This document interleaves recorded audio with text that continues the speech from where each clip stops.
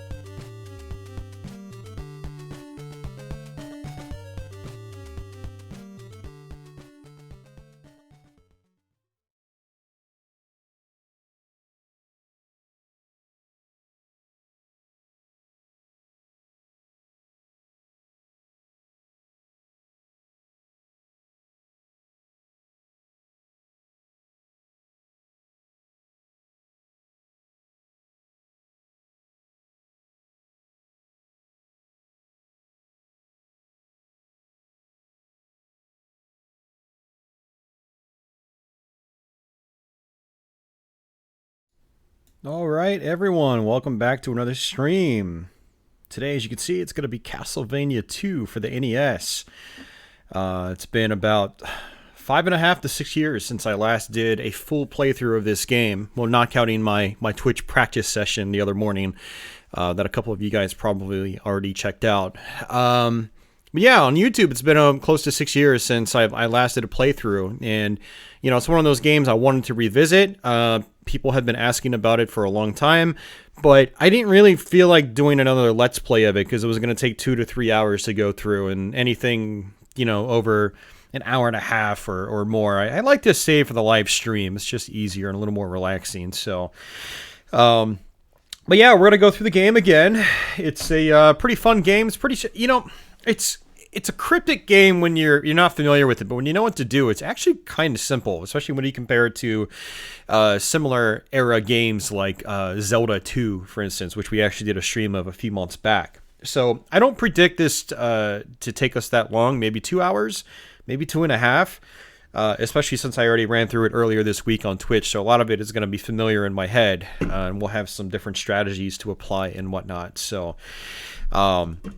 but yeah, this should be a pretty fun stream. You know, I like Castlevania 2 a lot. I've been playing this game since I was a kid. I think I actually beat this game. This was one of the earliest games I ever beat. You know, we had the first Super Mario Brothers, we had Zelda 2, and we had this game. I think I actually beat Simon's Quest before I even beat Zelda 2. I was like, God, so this game came out in '88. I was 6 or 7 years old when I beat this game.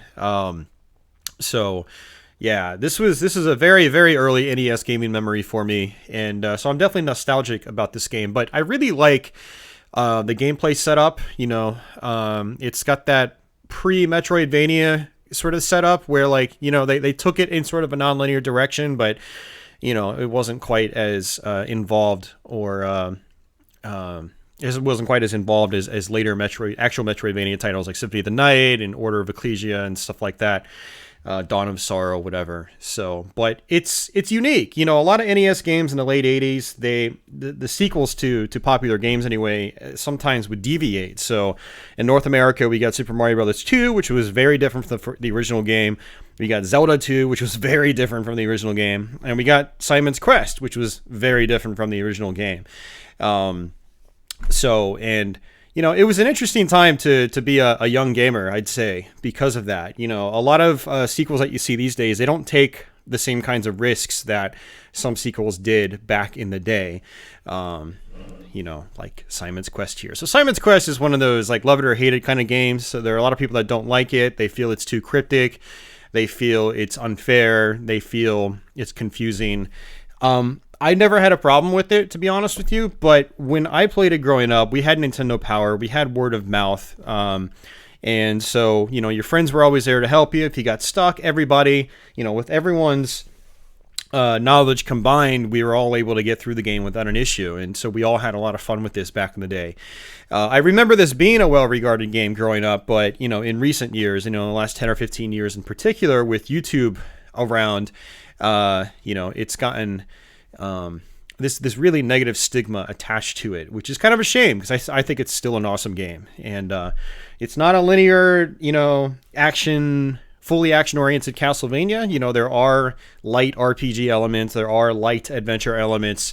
So if you're the kind of person that has to have straight-up arcade-style games, this might still not be for you if you've never played it. But if you like games that are action RPG-ish, but still have a good action feel to it, with some platforming and your usual attacks and whatnot, then you might want to give it a try. I think it's still pretty cool. What was kind of funny is I fired this up on Twitch and I was like, man, this translation is going to be horrible. Everyone complains about how bad the translation was. And halfway through the playthrough, I was like, am I playing a translated ROM, like a retranslated ROM? Because there is the Castlevania II redacted version that you can get, which has new translations and it has some other tweaks, like the day to night cycle changes faster. But no, it turns out I am playing the original game, and no, the translations actually aren't anywhere near as bad as I remembered. A lot of them actually make sense, in the context of the game. Knowing the game itself, a lot of the clues that people give you on this actually do make sense. So in a way, Castlevania 2 is kind of like unfairly maligned in regards to its translation and whatnot. Now, there is one or two parts specifically that, you'll probably never figure out because the translation is poor. But the translation overall is not what the internet has made it out to be in recent years. So that was kind of a pleasant surprise, actually. But, for those of you guys that do have issues with that, there is the redacted version. If you have a flash card or if you're using emulation, you can grab that, and it's got some extra tweaks and whatnot. But if you are going to play this game for the first time and you never played it, don't feel bad by having a walkthrough up. There are a couple of parts that you might not figure out. You probably won't figure out actually on your own, but no shame in that. Just use a walkthrough to enjoy the game. So, but yeah, let's go ahead and just hit start here so we can get some music in the background. But yeah, Castlevania II, Simon's Quest. This should be a fun stream. So let me scroll up the chat a little bit. We'll do a little bit of chatting before we actually start playing here. And so Akela is back. Welcome back. Isaiah. We already had DJ, Andy, Raymond, John. Let's see who else is here. Andrew Haxley, Gemini, Krusty. Welcome back. April. Welcome back as well. Liberal Arts Guy. We've got the whole crew here. Society of Sin. Elvaz. Elvaz says this was so painful to play when he was a kid. Society sends his much respect for streaming this game, Austin. A lot of good memories playing this. Yeah, same here. Neil Zimmerman, you either loved it or hated it, or you thought it was okay. That is true. You don't have to be black or white. But when I talk to people that play this game, it always seems like they really like it or they really despise it. Like I haven't talked to a ton of people that have sort of a middle ground approach to this game. Yeah, Clifton, I totally agree. Yeah, the vagueness and cryptic nature added to the already unsettling atmosphere provided by the music. And not even just the music. This was one of the earliest games I played where there was like a legitimately creepy atmosphere to it. And I think that was part of the point of this game. So when you go to day to night and your towns... all the shops and places are blocked out in your towns. You can't go into buildings, and you've got ghouls roaming the streets. And the music, gives it this creepy vibe. And when you're a young kid, like that's some serious stuff. It was really cool at the time, So, obviously it's dated by today's standards, but yeah. Hey, Jose, welcome back, man.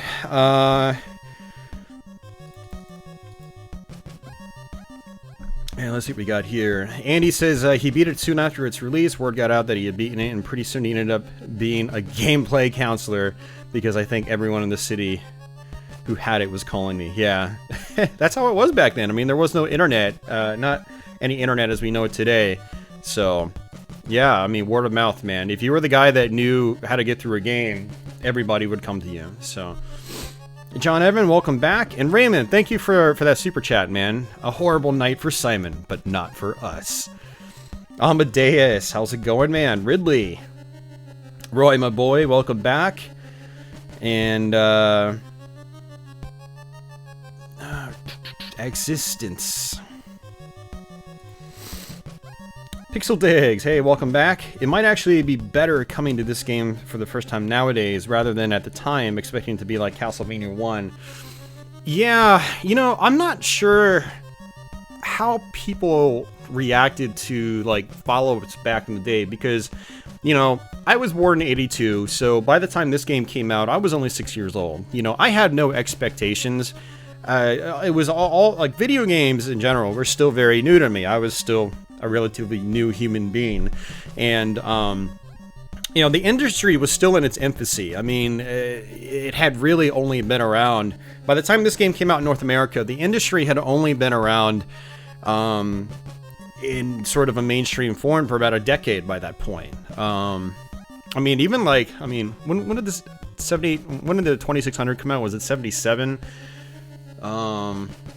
I forgot when the 2600 came out, but that didn't even take off for a couple of years, you know? So, like, you know, the industry was still in its, like, formative years, even when this game came out. So, like, and as a kid, I didn't have any expectations about sequels. It probably wasn't until, like, you know, oh man, I don't know, maybe 89 or 90, whenever Super Mario Bros. 3 came out.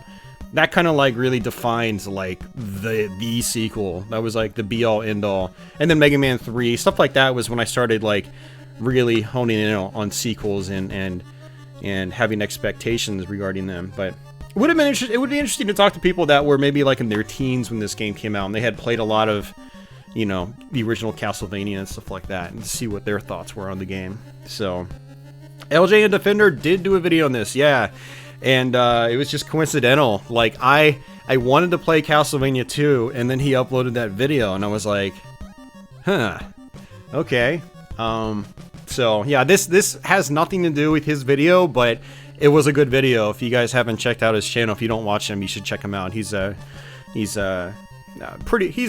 channel. He's one of the ones I've been subscribed to for a long time, so definitely check him out. So, Elvaz is a 76er, nice.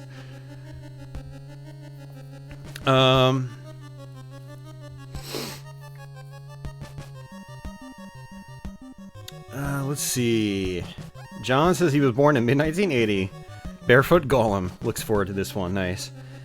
This game drove me insane as a kid. Okay. Well, let's go ahead and crack open the obligatory monster. Take a sip. And, yeah.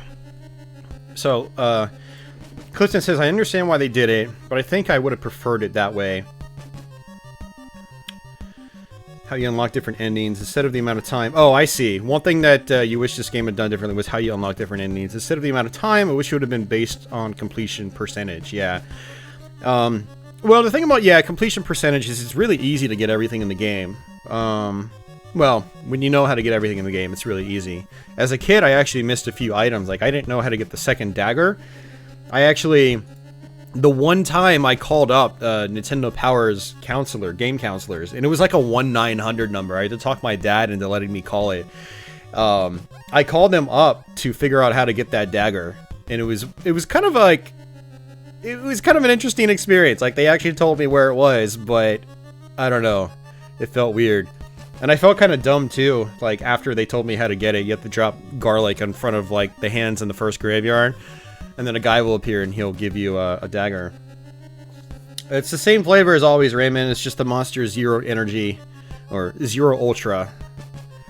It's 0 calories, 0 sugar.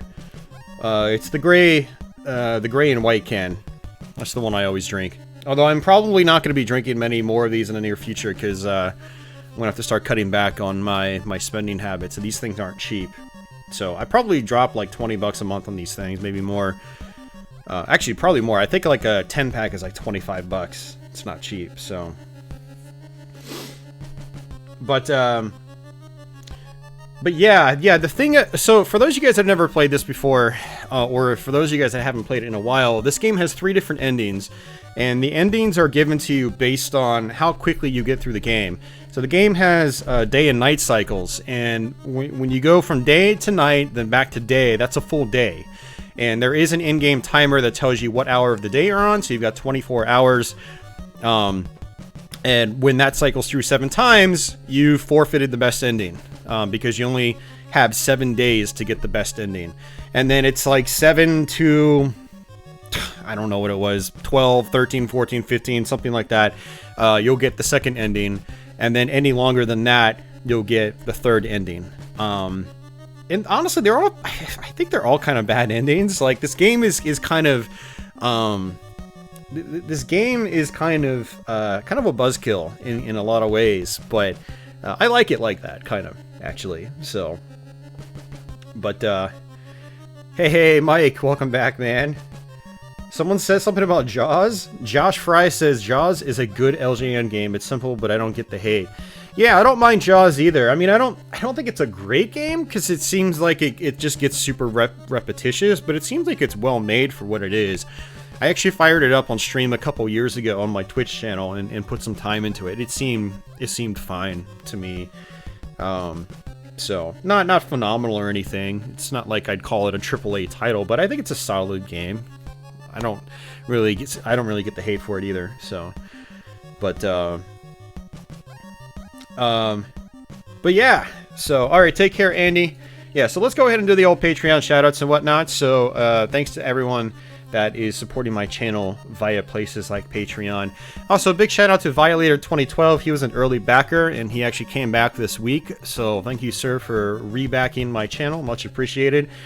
And thanks again to all the recent live stream super chatters and whatnot. No super chats last week, so no new members and whatnot to add to here. But thanks, guys, that have submitted super chats in the last 30 days and anytime. Thanks to everyone that's supporting the channel directly like that. So. But with that, let's go ahead and jump into the game. I know that was a really long intro. But as usual, if I'll have time codes, basic time codes, basically showing where I start the stream and whatnot. So you actually start with 50 hearts. Hearts are currency in this game. And as you pick up hearts, you'll also gain experience points.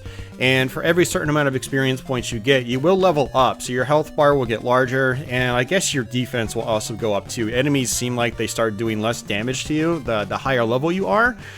And what I found kind of interesting is that when I was playing this the other day is that not all hearts will give you experience points. So what will happen is you might level up in the early parts of the game, but then those enemies will no longer give you experience points for your hearts. You'll have to go to a later part of the game to basically start getting experience points from your hearts again. It's kind of interesting. So we need to buy a white crystal. So there are a couple things you can buy in this town. You can get a thorn whip for $100. You can get a white crystal, and you can also get holy waters. We're gonna go ahead and get the white crystal first. Hey Neil, thank you so much for the super chat, man. This is for the monster you're drinking tonight. Thank you, sir. So what we're going to do is we're going to try to book it straight to our first mansion, because what's kind of interesting about the mansions is that when you're inside them, time actually stops. So a strategy to get the best ending in the game is to get inside a mansion as quickly as possible and then just grind out at that mansion. So the reason we wanted that white crystal, though, is because we're going to have to trade it to a guy in a future town to get a blue crystal. And when we get that blue crystal, it'll allow us to basically find a hidden passage underneath a lake, which will take us to another mansion. And then we'll eventually trade that blue crystal for... we eventually trade that blue crystal for a red one, which will take us to the final parts of the game. So, hey, Krusty, thank you so much for the super chat as well, my friend. I appreciate it. Thanks for all the help regarding Densha to Go as well. Krusty was talking about Densha to Go on my Discord, and I ended up buying a Densha to Go controller today. at Starland. They had one in stock for PS1, so that was kind of cool. So, alright, so oh, that is a terrible start. That is absolutely horrible. Why did I do that? That is one of the dumbest things you can do. Yeah, I was rushing there, and I was trying to get to the mansion as quickly as possible, but really what I should be doing is taking my time. But yeah, thanks again, Krusty. And he goes, here's one for the next monster drink you get. Hey, Boston Burf. Boston Burf can't get into it. So there's this is where I think some people get stuck when they first play this game. But there's actually a moving platform here. Look at me going up and down. This is what the white crystal is for. So the white crystal has this purpose. There it is. And if you equip the white crystal, you can actually see moving platforms, invisible platforms and whatnot. So what we're going to do is just go through this mansion. We're going to try to get some money. And, you know, we're going to try to level up and stuff like that. So one way to do that, to level up, is, or to grind out on money. You guys are killing me here. Thank you so much, Neil, once again. Here's for the third monster drink. Beware of kidney stones. So enemies always will respawn at very specific points. So like this knight on the left will always respawn at that specific part. And likewise, I don't know why, there we go. This skeleton should reappear, this one should reappear. And if we wanted to, we can just grind out back and forth like this to get hearts. And as we get our hearts, we are getting experience points. So there are 3 different types of hearts in this game. You've got small hearts, you've got half big hearts, which is what we're getting right now, and then you've got full big hearts, which we'll start getting a lot more often towards the end of the game. And I don't know what the thresholds are for leveling up. I just try to get as many hearts as I can until it happens. Although right now I don't really care as much about leveling up as much as I do just getting hearts. So I've got money, so I can leave this place and then go buy a chain whip, which I think the chain whip is, I want to say it's $100. Maybe it's 150. So if I can leave the place with, you know, my maximum amount of hearts, that would be great. Now, you don't lose hearts for dying, but you do lose them if you get a game over. So if you get a game over, you restart, and you lose all your currency. So if you've got 255 hearts or 256, whatever the maximum is, you will lose them. So, you know, you need to be careful about when you grind. One of the things about this mansion, in every mansion in the game, so there are 5 mansions you have to go to. They all house Dracula's body parts. And the story basically goes that after the previous game, Castlevania 1, Dracula cursed you. And Dracula's body parts were basically split up and hidden in 5 mansions across Transylvania. And in order to banish the curse, or reverse the curse, you have to revive Dracula and then kill him in his castle. And so that's basically why we're in a mansion right now. And there will be 4 other mansions. In these mansions, though, in order to get Dracula's body part, you have to buy an oak stake from a cellar inside each mansion. Why there's a cellar in each mansion, I have no idea. It doesn't really make a whole lot of sense to me. But hey, it's a 1988 video game. Who cares? But those cost $50, and so we've got 162. That'll put us down to 152, not 152, 102, 112. I can't do math. Math is not a forte of mine when I am talking and playing a video game at the same time. So yeah, we've got a lot of cash right now. We got 182. We'll end up having more as we exit this mansion. So, but let me get to a safe spot here, and then I will be happy to look at chat and see what's going on over there.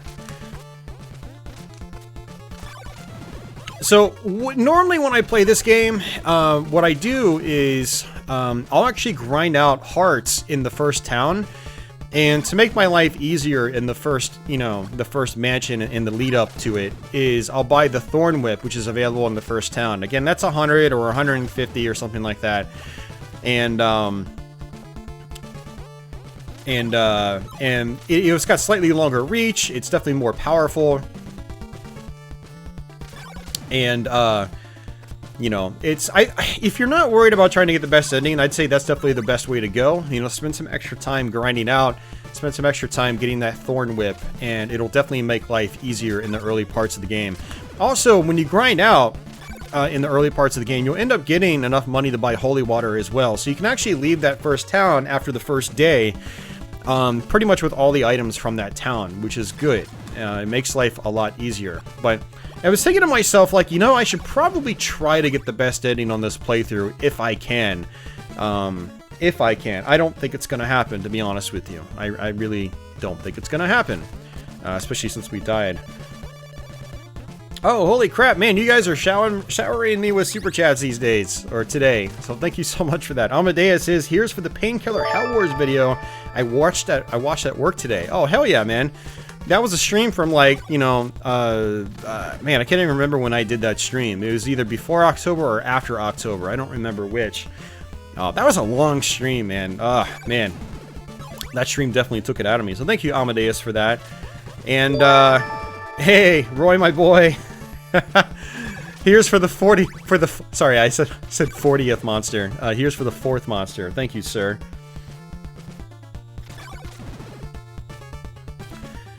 One of the things about this game, though, is that it does have sort of illusory walls. So this is one right here. And if I walk straight forward, I'll end up falling down into that pit, unfortunately. It's not going to kill you, but it is kind of annoying. So you'd have to loop your way all the way around. And there we go. We used our oak stake. We're going to get Dracula's first body part. And this is actually a really good one. Because it will give you a shield. So this is Dracula's rib. So now we have a shield. So this is a really good power-up for the rest of the game. Elvaz, there is a book in one of the dead ends, but the books are just hints, and I don't really need them, per se. Yeah, so if you're playing this game for the first time, there are books hidden in these mansions. And I think they're hidden in other parts of the game, too, but mostly in these mansions. And, they will, they'll guide you on, well, they'll sort of give you tips. Some of them are a little cryptic and don't really make a whole lot of sense, so. Yeah, one of the infamous, translation errors is when you pick up, you know, a part of Dracula, one of Dracula's body parts, it says, you now process such and such part. Like, process? What?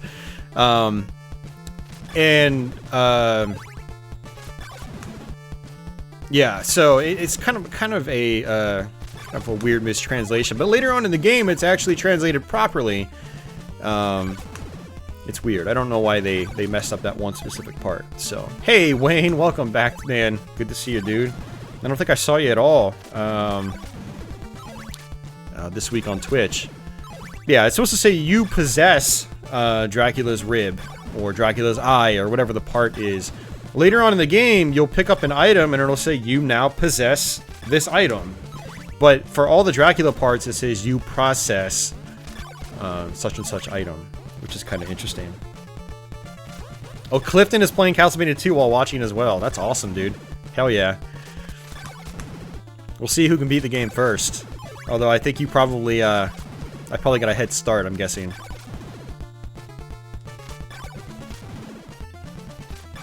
You can also check your level by just hitting start. So we're at level 01, which is level 1. You start off at level 0, I believe.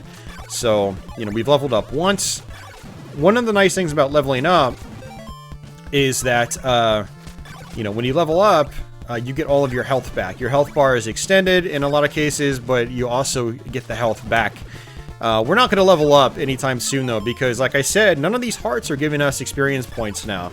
So, I almost feel like there's some kind of ranking system in place, or only very specific parts of the game will give you experience depending on the level you're at. So, I think in this area, if you're level 1, you're not going to get any experience points from hearts, period. So, it's something I noticed the other day when I was playing this on Twitch.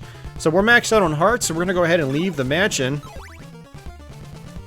And before I do that, what I'll do is, let's scroll through the chat real quick, so...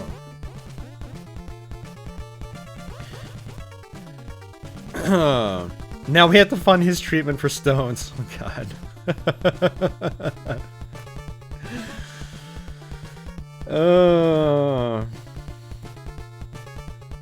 You know what would be nice if Konami made remakes of the 3 NES Castlevania games? Yeah. It would be nice if Konami released a Castlevania collection. I don't really understand why it hasn't happened. I mean, there have been a couple of collections over the years, like there was a 3-pack, or technically a 5-pack on PC, but 2 of the games were Contra games, not Castlevania.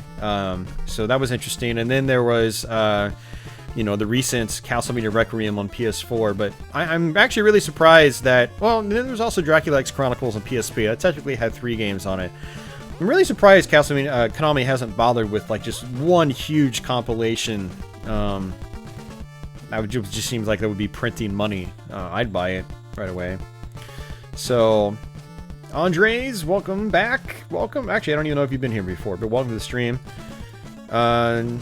Gemini asks, have you ever heard of the band Sonic Youth? I feel like I have, but I don't think I've heard them. And Barefoot Golem says, you never knew the white crystal showed the platforms. Serves me right for not subbing to Nintendo Power.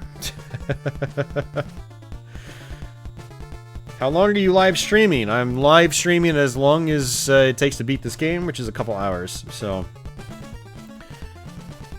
it's 150 hearts for the whip. Okay, Clifton's grinding for it right now. Hey, Brandon, welcome back. Elvaz, the chain whip is definitely stronger than the thorn whip. Yeah, that's why you can just skip grinding out for the thorn whip if you just want to save some time, which is probably required if you want to get the best ending. But if you're not trying to go for the best ending, then just, I'd say grind for the thorn whip, because it's got better reach and makes this matching easier. Now solve the square root of pi. You need holy water to get the book at the dead end. Yeah, that's true too. Yeah, which I don't have holy water. We'll get holy water on the way back because we'll have to, you know, travel back through that starting town that we began in. Hey, Office, welcome to the stream. And Brandon is playing Streets of Rage 3 while watching this. Hell yeah. Crazy John, take care. Hey, Mark the Shark, welcome back, dude. That is true, Boston Burf. Yeah, there was a dual pack on GBA. Yeah, you're right. Harmony of Dissonance and Area of Sorrow. Yeah, good point. Pixel Dick says, I'm not sure Konami themselves even understand what they're doing these days. No, Konami is not bankrupt. No, Konami is doing fine. So, and Raymond asks, Austin, have you ever been gnomed when you were streaming on Twitch? What do you mean by gnomed? What is gnoming? Is this some new concept I'm not familiar with? Quite possibly.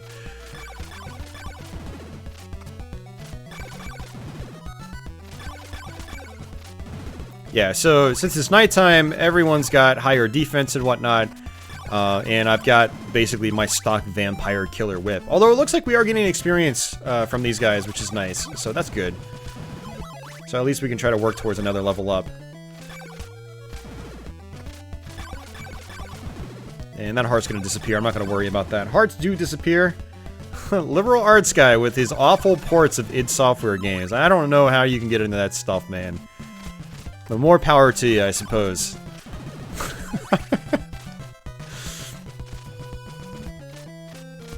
Hey, Angelic, welcome back. Oh, Lord JP, what's going on, man? How are you doing tonight? Good to see you out there, man. Thanks for responding to my Dark Souls 2 request via the community page. I appreciate that. Alright, so this is... we're going to actually take some damage here. We're going to actually be able to get a flame, which will be... it'll be moderately helpful. I actually don't usually use the flame, but it is an item we can get. Actually, we can't get it. I am an idiot. Alright, you know what? We're going to forfeit the best ending. This is another reason why you should probably just grind out in the beginning, because I need the holy water to get a lot of these items, and I don't have holy water, so I thought I was slick by going to that first mansion without holy water, but I'm not slick. I'm just an idiot. I just wasted a lot of time, so not a big deal. So yeah, we'll go back to that the first town. We'll get the holy water. And, you know, I might just end up buying the Thorn Whip at the same time, because by the time we come back here, I'll have enough money for the Chain Whip. It's not really a deal breaker. These spiders can be a little annoying. And we don't want to touch that swampy area right there. That'll actually hurt us pretty quickly. There are some items you can get later on in the game called laurels, which make you invincible. And when you have laurels, well, you can just walk right through the swampy area without trouble, which is nice. So there are actually some swamps you have to traverse through later on in the game that are mandatory, and they're very long. So you'll pretty much have to have laurels if you want to get through those and still survive.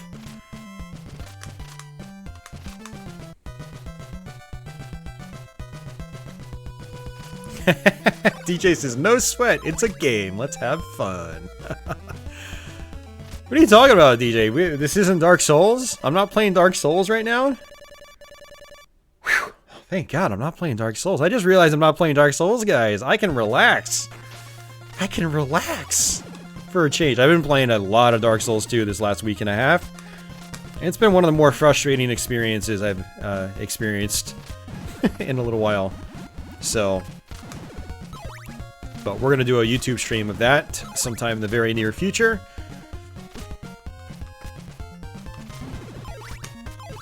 So what's good about going back to this first town too is I can actually get all my health back. You know, there are a couple of churches over the course of the game, and one of them is in this first town here. And by going to that, we can get all our health back. We basically talk to a dude in the church, and then we get all our health back.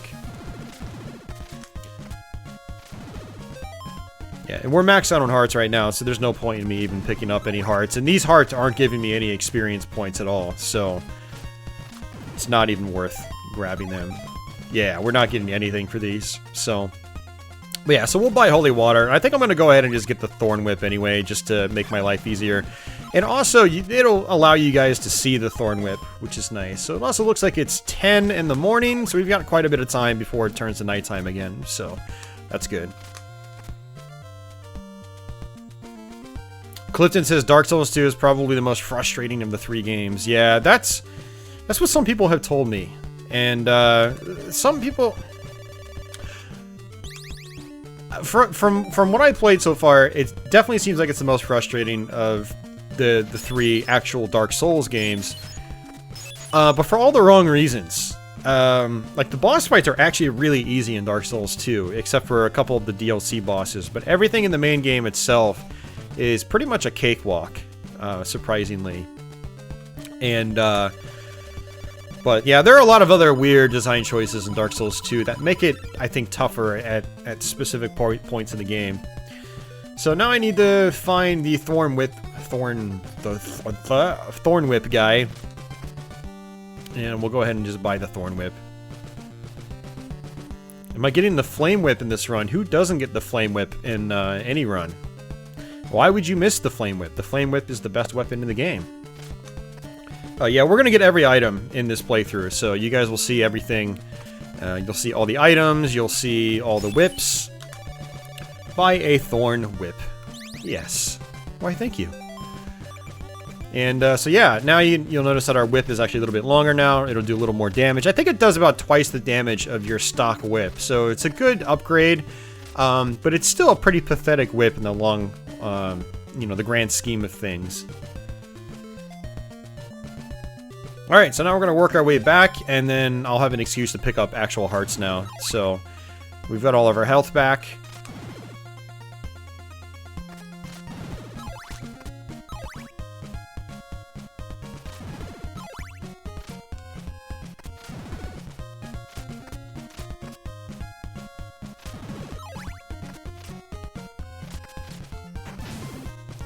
Doom Castlevania mod. Angelic, I actually have a live stream of that. I played through the whole thing back in October. So, if you want to see someone not take 5 hours to go through the whole thing, feel free to check out my archive of it.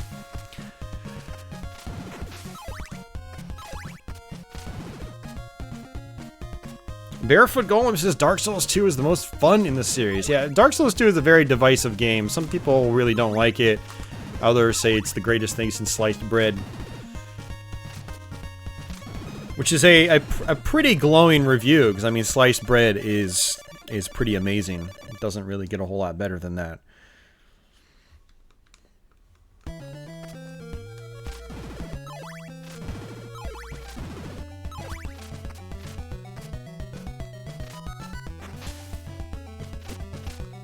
Yeah, so as far as getting... I did it! Oh, I almost did it again. I'm just rushing through, man. I almost died in the exact same way we died earlier. Oh, I just need to... Here, I'm going to take a breather. We're stopping time for a moment. We're stopping time for a moment. Isaiah, I have not played Bloodborne yet, but I do own it. I'm saving it for last because everyone says it's the best. So... yeah, I'm gonna save Bloodborne for last. I don't want to spoil myself with Bloodborne and then go back to Demon Souls. And have a hard time going back to Demon Souls because I've spoiled myself, so... yeah, see, that's exactly what I'm talking about. So, Roy says, I hate Dark Souls 2. I love the rest of the series, though.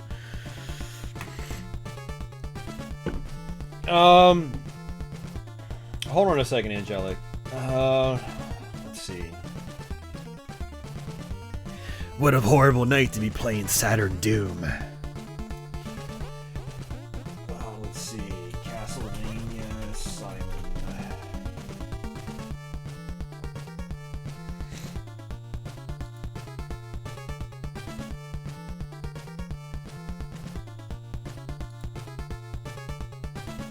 Without restart.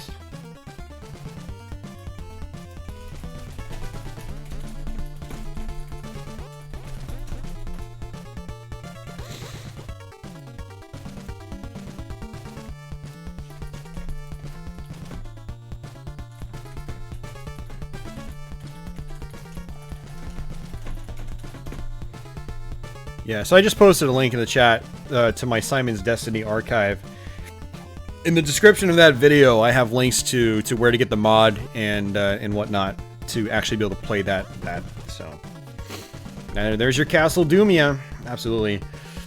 Isaiah says Bloodborne is a lot faster than the other Souls games. Yeah, no, I've seen a lot of Bloodborne gameplay, so the speed won't be an issue for me, to be honest with you, especially after playing Dark Souls 3. Where they tried to Bloodborne-ify the game, and sort of failed at it in some ways. Oops. I was gonna kill those guys in one hit. I will kill them in one hit once I get the chain whip. So, alright, we've got holy water, so you can actually bust through blocks with holy water. Holy water is an infinite item use, or infinite use item. It doesn't use up any ammunition or anything like that. But it is very, very weak, so you're not going to really use it as an offensive weapon for the most part. But it's mainly used for busting through blocks and so forth. Now, other items that you can get later on in the game, like we're going to get the flame coming up here shortly, that actually uses up ammunition. So anything that uses ammo basically uses hearts as your ammo. So... and I usually avoid using those items unless I just really don't need hearts anymore. But I'm at the point of the game where I do still need the hearts. I need to level up. And, you know, I need the hearts to buy things. And I definitely want enough hearts to, say, get, you know, the chain whip. The chain whip is relatively short, but it is a lot more powerful. Which will make life easier when you have a lot of enemies floating around. Like this. There we go. You now see possess the sacred flame. So it actually spelled possess properly that time and not possess. Or process.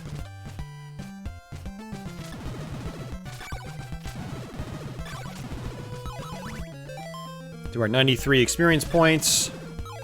Not sure what it's gonna, you know, require to level up again. But we'll just try to grab everything we can. My health is getting relatively low.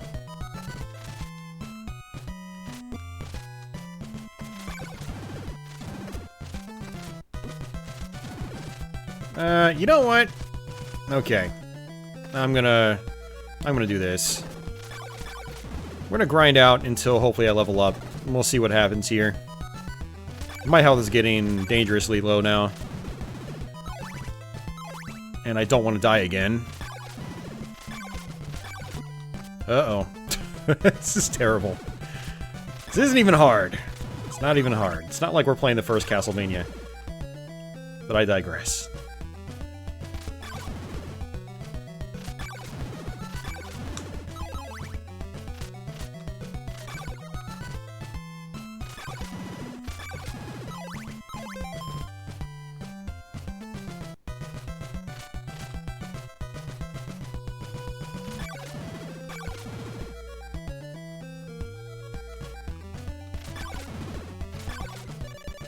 Uh-oh.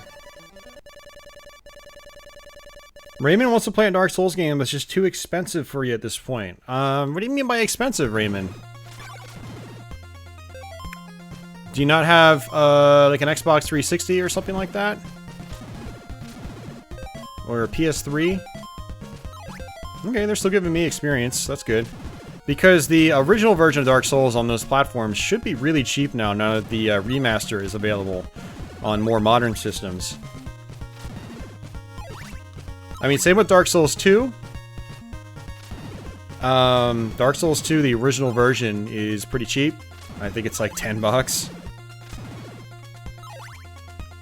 I mean, it's kind of hard to get any cheaper than that, you know, for a, you know, a good modern game like that.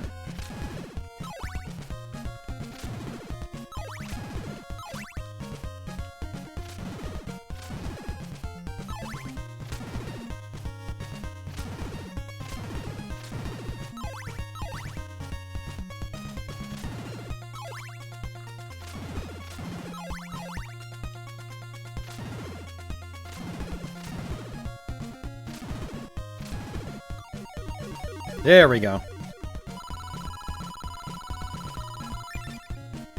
Yeah, the Souls games do go on sale, that's for sure. I had thought about picking up Dark Souls 3 on Steam during the winter sale, but it was like, I literally just bought all the DLC on the Xbox One version, so there was no way I was going to drop even more money to get it on Steam, so...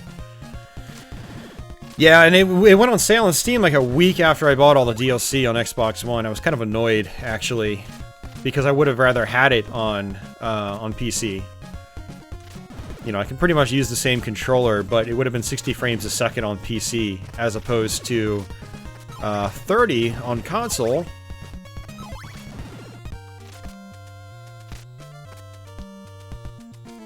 Alright, so in a lot of towns from this point and on, we basically have to use the holy water to find hidden passageways to talk to people. Hey, Mark, welcome back, dude. How are you doing tonight? Only PC and on Steam, it's like $40 to $60. Well, the first Dark Souls is like $40. That's the remastered version. So that came out, you know, sometime last year. So they, yeah, they haven't actually put that one on sale yet. I hear you. But it'll eventually go on sale. I mean, and you don't have to start with the first game. You can start with Part 2 or Part 3. Those were both on sale during the Steam sale. They were like 15 bucks. So, now you didn't get the DLC with them. But, well, actually, I think the Scholar Edition was on Steam, right? That, you should, you know, you get all the DLC with that one, but... Mark, I think I already have Jill of the Jungle, man. So, you know, I mean, thanks for the heads up on that. But yeah, I already owned it. So,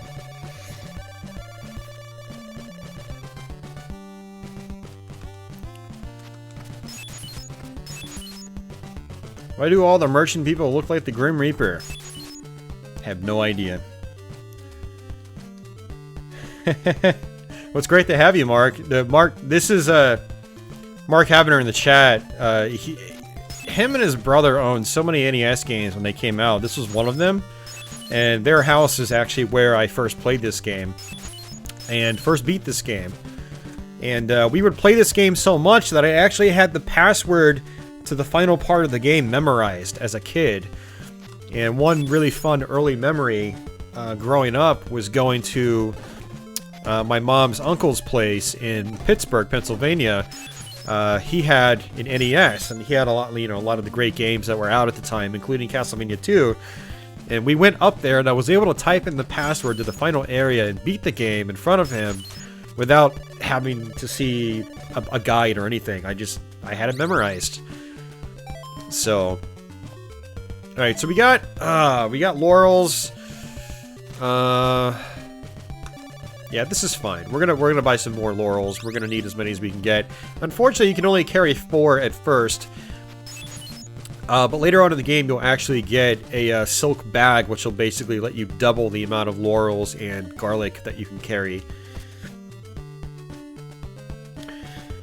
Anthony likes this game. Cool. Yeah, so do a lot of us here. Yeah, so the chain whip is actually going to be the next town we go to, so it doesn't really matter that, you know, I haven't been able to buy it yet, so we're okay there. So we need to talk to this guy. We're going to trade him our white crystal for a blue crystal. And it just happens as long as you've got the white crystal.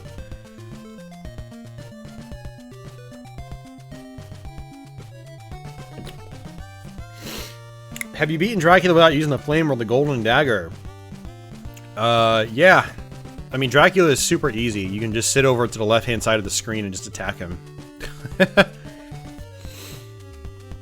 What's more fun to me is using laurels and just sitting right inside of him. And, you know, just killing him that way before he even starts moving.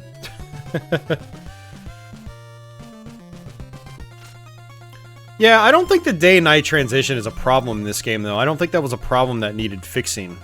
I really have zero problem with the day-night transition.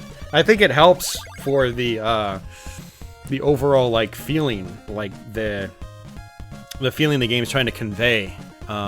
So yeah, we basically dropped garlic in front of those hands, and this guy is giving us a silver knife. This is actually what I had to call into Nintendo Power for back in the day, for this knife right here. So this one goes all the way across the screen, but it does use hearts. It's not terribly powerful.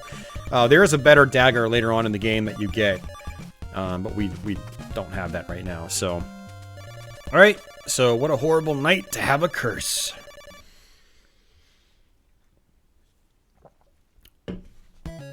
Society of Sin, I have not played AM2R yet. I would really like to. Oops. That's right. We've got ghouls in the town now. I'm not paying attention. Yeah, these guys take a ton of hits right now, but it'll be a lot more tolerable once I get the chain whip. Yeah, so we're just gonna work our way backwards. And there should be a staircase here somewhere, which will take us to another alternate route. Oops, I didn't want to do that. It's kind of weird. Sometimes in this game, I have a tendency of, like, jumping forward when I don't actually mean to.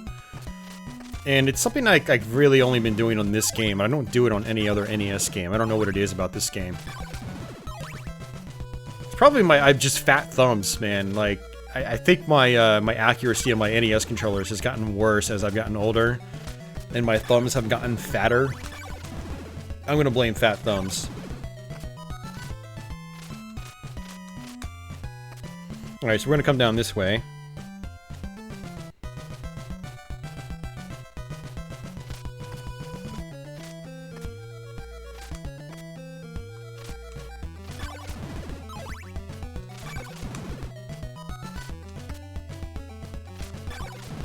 I love the music in this game.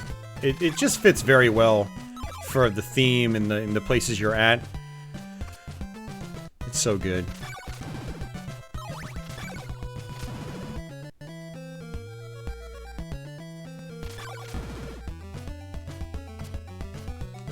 Alright, so this is where we need the blue crystal.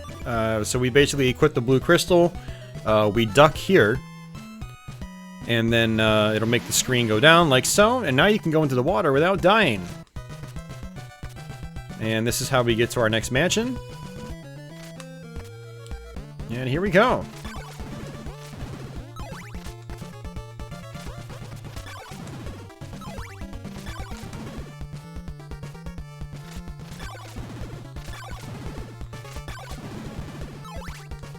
Yeah, John, I agree. I love the town theme in this game. It's actually one of my favorite Castlevania tunes, to be honest with you. It's just a great, kind of groovy theme.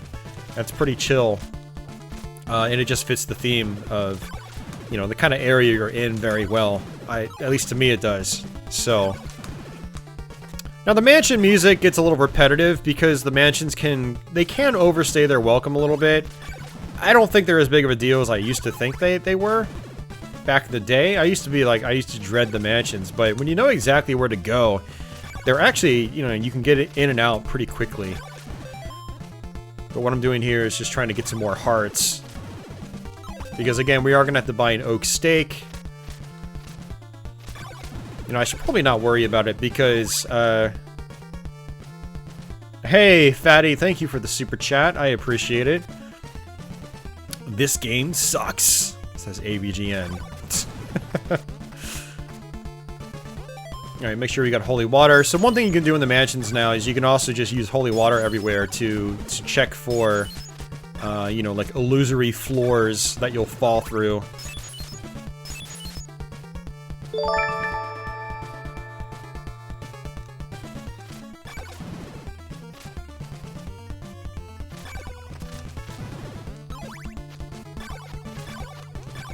I remember the cover of Nintendo Power for Castlevania II scaring the crap out of me as a kid.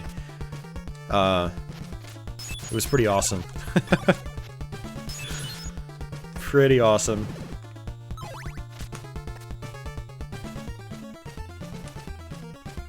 Just gonna try to let these guys pass me. And we're gonna take a hit. Okay. I don't think I can get that. Nope.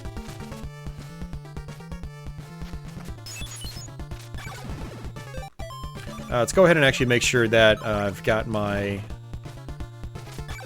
shield, because these sort of demon-like guys with the wings, they you know, they shoot fireballs. So the shield is there to block fireballs. And we're gonna actually have to loop all the way around again, I believe, because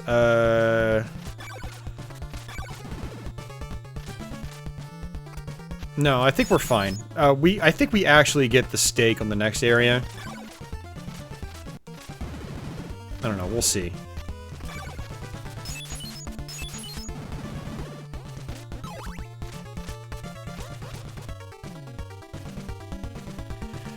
Let's see. Yeah, we have to come over here. We're fine. Okay.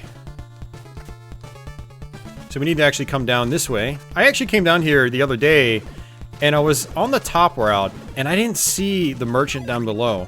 So I don't know if he didn't appear, or if I just wasn't paying attention. It's entirely possible I just wasn't even paying attention. So... But there we go. We got our oak stake. Now, the oak stakes, they actually won't do damage to enemies, apparently. So... You know, and it's a one-time use item, so you don't want to use it when you don't need to. Otherwise, you'll have to go back to that guy and buy another one and waste another 50 hearts.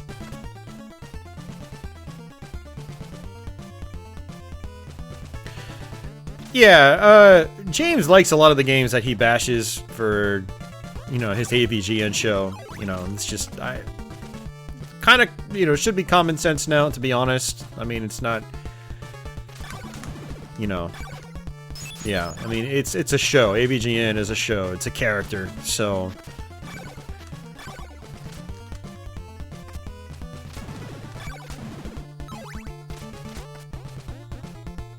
Shouldn't holy water leave flames on the floor? In any other Castlevania game, yes. Not in this one. If you want to leave a flame on the floor, you can use the actual flame. Like so. But that uses up hearts. Holy water in this game, its purpose is to look for items. Basically bust open walls and things like that. You can actually get Dracula's nail, which is kind of interesting because it'll allow you to bust open walls without using the holy water. So like this tip right here says garlic in the graveyard summons a stranger. So that's actually the hint telling you to drop garlic in the graveyard like I did in order to get that dagger. Leo still hasn't seen any of James's work. Where have you been, Leo?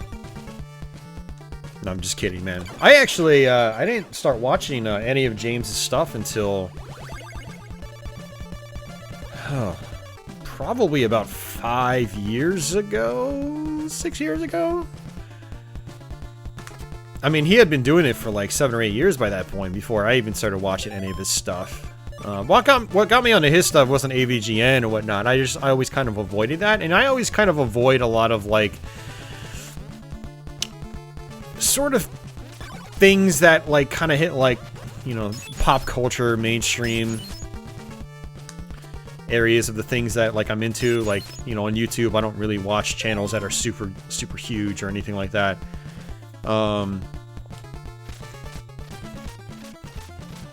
But what got me into James's stuff was actually like the Monster Madness stuff, because I really get into October. I really like watching all like the horror movie retrospectives and stuff like that, and his Monster Madness was always really fun.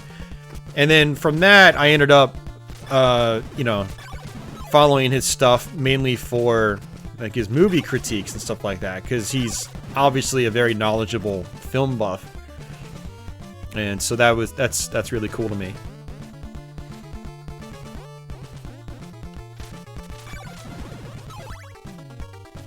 Alright, let's go back down these stairs. We can go ahead and exit the mansion now.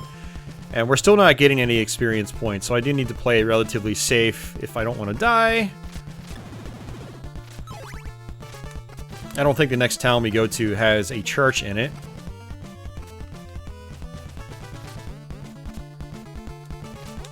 So a lot of these mansions actually they're designed in a way to where you sort of loop to the area you need to go, and then you come back a different route to leave the mansion quickly.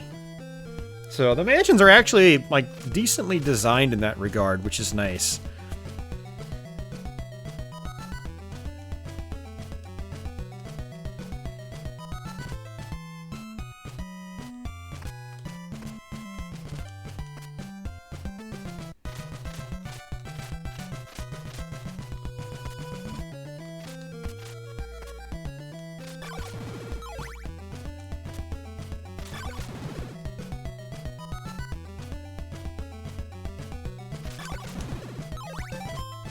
Still no experience.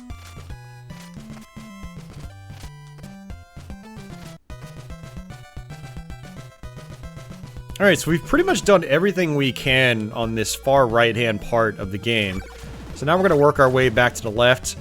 On the next staircase we find, we're going to go down them, because that's going to be the town that has the chain whip, and we definitely want the chain whip for the next portion of the game.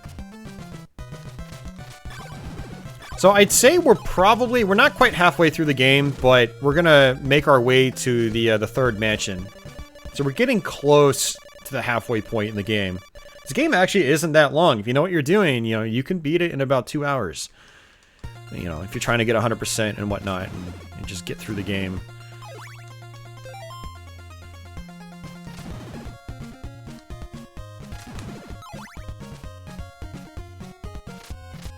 Hey, Chris. Welcome back, man. Mackardcast. I'm trying to think. What do I want to do here? Let's go down this way. Even though I played through this the other day on Twitch, and that's actually really interesting right there. Did you just see what happened? I actually got knocked off the stairwell. That's something that doesn't really happen in other Castlevanias. That's kind of interesting. Normally in Castlevania games, when you're on stairs, if you get hit, you know, you stay on the stairs. You'll usually just sort of like stop in your tracks. There we go. So this is where we get our chain whip right here.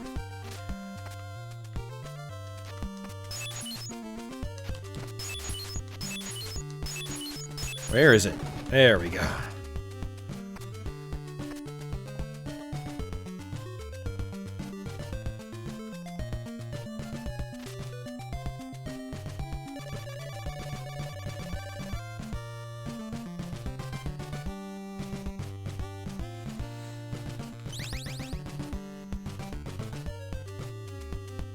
Yeah, I don't know if I agree with that. I mean, this is meant to be an open-ended game, so to me it makes sense that even the mansions are open-ended, you know. So I think having, you know, actual levels that you go through, it, you know, could have been cool, but I don't know, I think it might have taken away from the actual open-ended nature of the game, so would have taken away from that freedom. Rest here for a while. And that's part of the appeal of the game. It's that open world, you know? This is a very, very early form of an open world game. This, Zelda 2, so on and so forth. You know, the original Legend of Zelda, you know, it was top down, but still same concept. You're dropped into a world and you go and you figure things out. So here's the first dagger, actually, which we actually ironically got second. It doesn't use up any ammo, But it does actually do more damage than your stock whip. But it's actually kind of useless now since we've got the chain whip. We're not going to need it. Switch back to the holy water.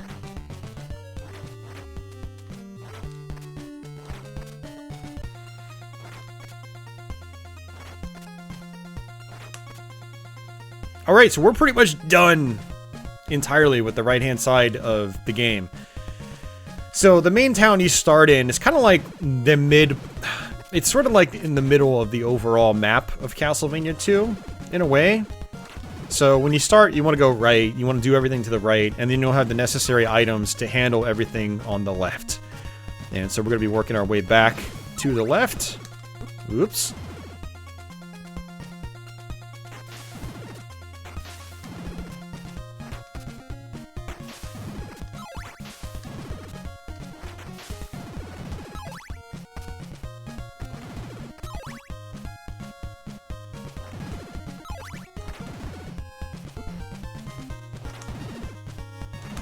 Yeah, one thing I'd really like to do is get Famicom Disk System games working on my flash cart. Apparently I should be able to get them to work just, you know, out of the box with some patches applied to the images.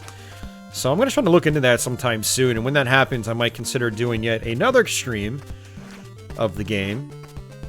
Because the Famicom Disk System version has some musical differences, which is kind of cool. So, definitely something I want to do in the future. Same with the Famicom Disk System version of Zelda 2. I definitely want to do that. Oops. Not paying attention here. Okay, we're getting some experience points again at least, which is nice. But yeah, this is why having Dracula's Rib is good. Because then I can just block these fireballs. Alright, so this is where we want to equip our laurels. We're going to go ahead and press up and B. You activate them just like you do any other normal sub-weapon in the other Castlevania games. This is an AVS, yeah.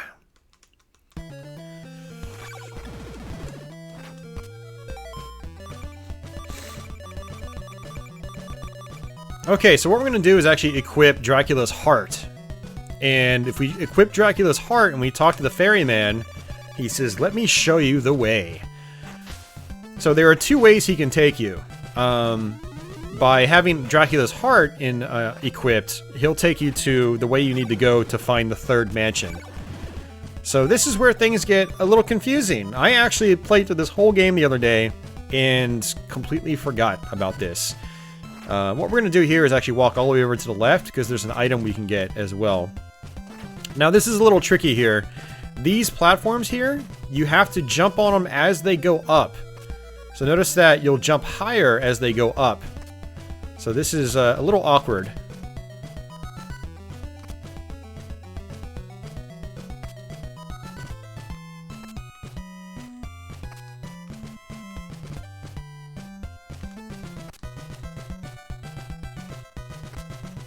Oh, I jumped too early. That was my fault. This is our last life, too.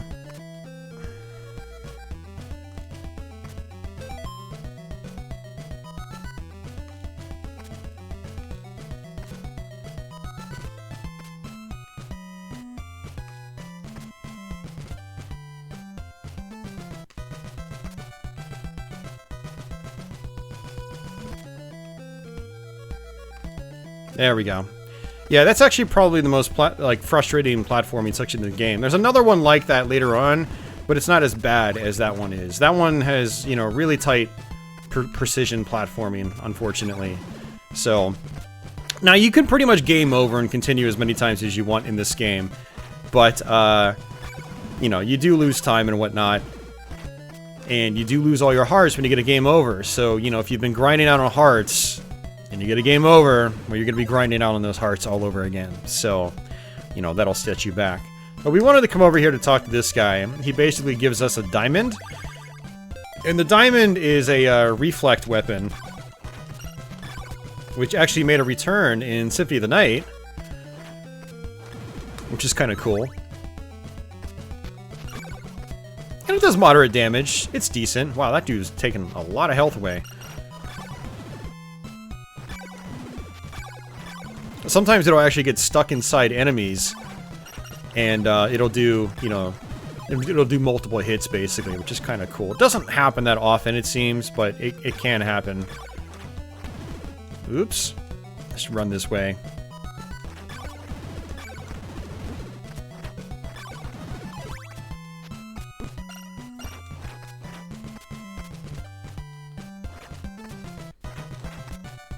Hey, Doomstash.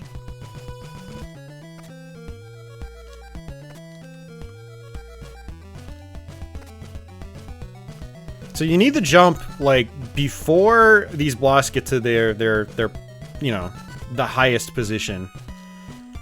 Otherwise you end up doing a regular jump, and then you won't make it, and you'll fall into the water and die. Because apparently Simon can't swim.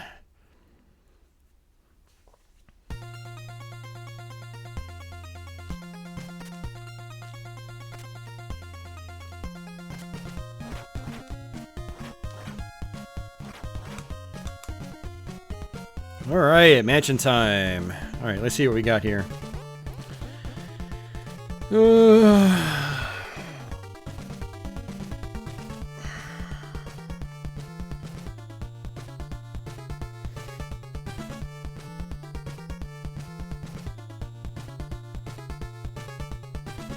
you download some Famicom Disk System games on the NES EverDrive? Yes, you can. Yeah, I use a power pack, though. I don't use the EverDrive. I'd like to get an EverDrive, but it's kind of hard to justify because I've already got a power pack.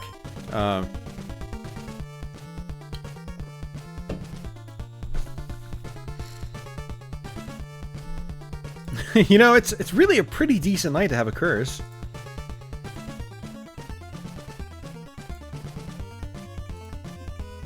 No sense in counting the days, John. We're not gonna get the best ending, man. So give up all hope on getting the best ending, guys.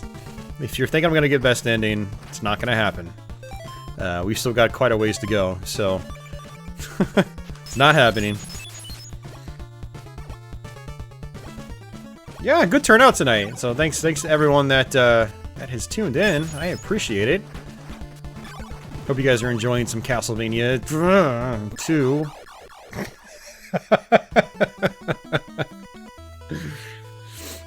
Okay. So we just lost all our hearts. Yeah, we got trolled by that invisible platform. That is what the holy water is for. And so, you know, when you get into these mansions in particular, it's good to, you know, toss holy water everywhere so you know exactly where to jump and whatnot. So you can also look at the enemies. If an enemy won't back up, chances are there's a hole there, and that's why they can't actually back up. And it turns out I didn't even need to go up here. So that was a completely wasted death, too. Let's try this again.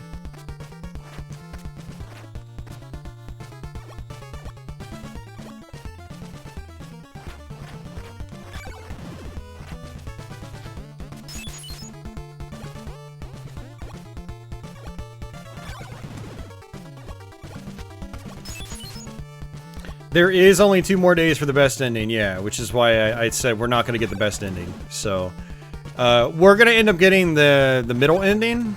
That's what's going to happen. And, you know, I'm not really too stressed over it. I'm not aiming for perfection here as usual. One of these days, I think it would be cool to try to figure out the route, like the best route to go to get the best ending. You'll have to do things just right in order for it to happen. But yeah, not tonight.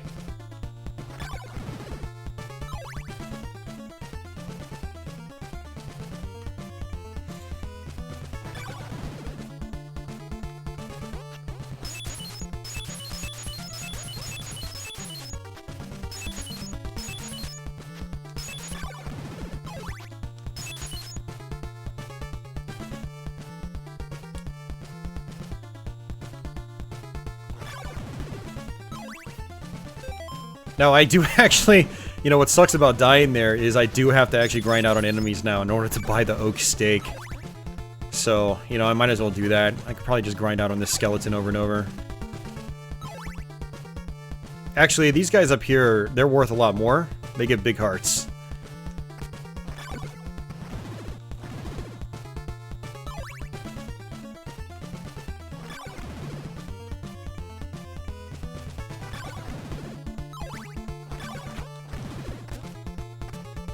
you know, when they actually drop hearts. There you go. They drop big hearts.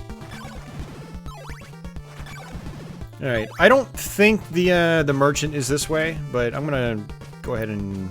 Yeah, no, I don't want to go down there. I don't think I want to go down there.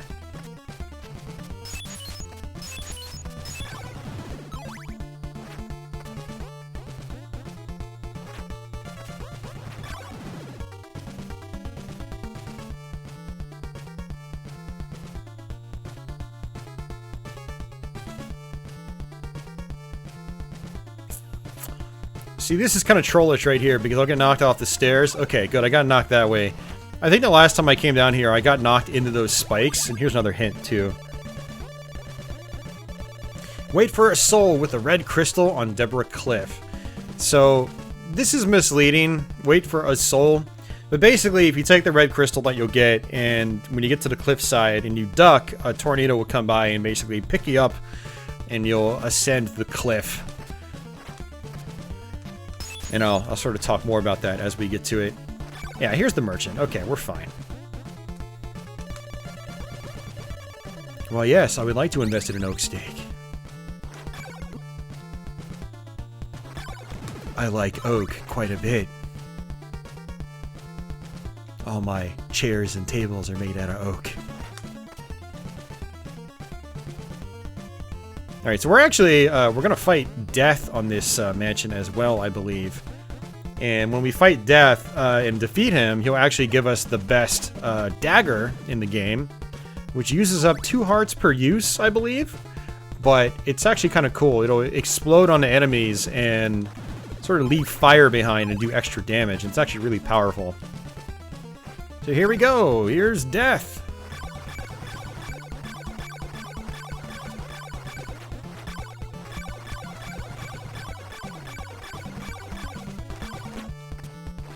He actually takes a lot of hits with the chain whip.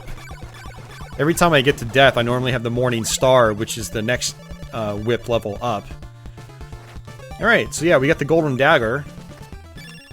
So it just kind of goes across the screen nice and slow like that, but when it hits enemies, it'll actually explode, which is pretty cool. Go ahead and use our oak stake.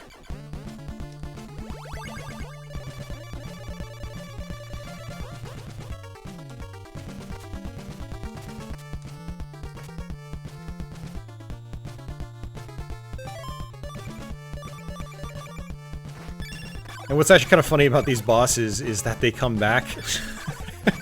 If you want to, you can fight them a second time. I guess that's a positive. Maybe.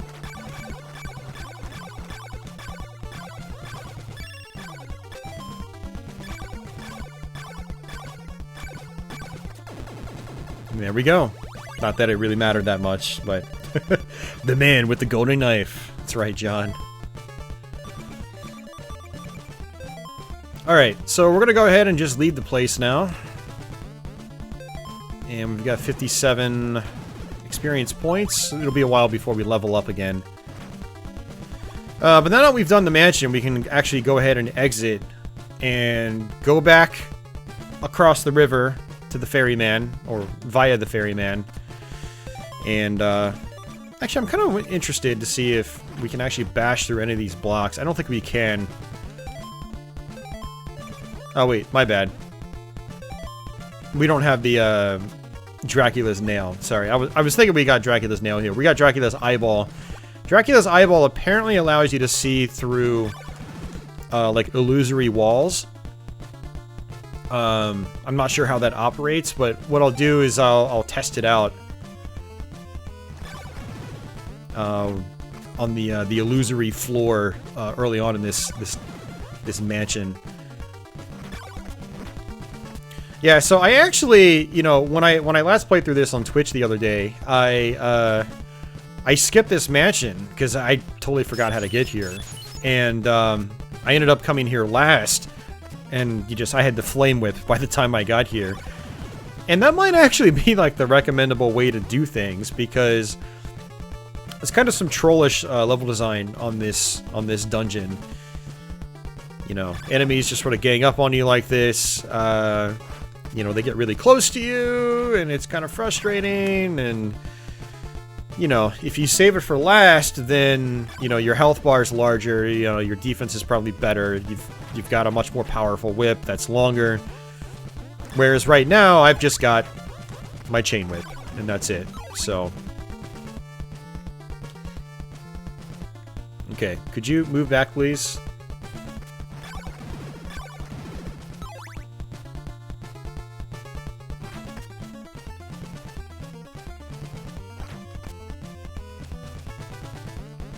Alright, so let's go ahead and... we've already got holy water. Okay, yeah, so the eyeball is actually telling us where a secret is. So it's actually showing us the book, even though we can't actually get it. We should be able to jump through that, though. Yeah, okay, so it doesn't look like it's actually... Huh, that's interesting. How are you supposed to get up there? There's actually one point in the game where there is an invisible staircase, but it doesn't look like there's one here. It's kind of interesting to me. I wonder how you're supposed to get that. I'm almost tempted to go back up and try. Let's see.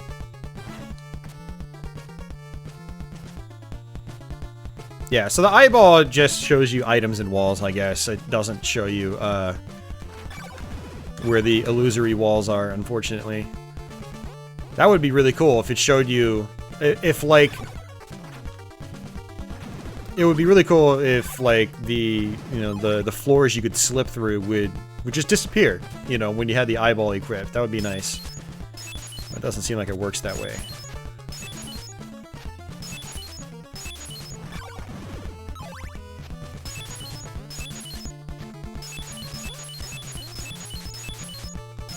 See, that doesn't make any sense to me. I wonder if it's even possible to get that. Like, why is there a hidden book there if you can't get up?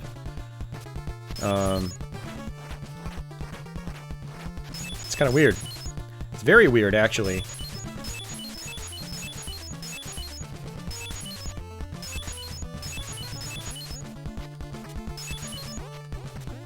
There we go. Woo-wee! Place the laurels in a silk bag to bring them to life. Okay, that makes no sense. That makes no sense at all. No wonder it's a hidden book. It wasn't supposed to make sense. Yeah, that actually makes 0 sense. But I think what it's trying to hint at is that you can get a silk bag, and what it does is it doubles the amount of laurels you can carry, and that's it. And it doesn't magically do anything else, as far as I'm aware.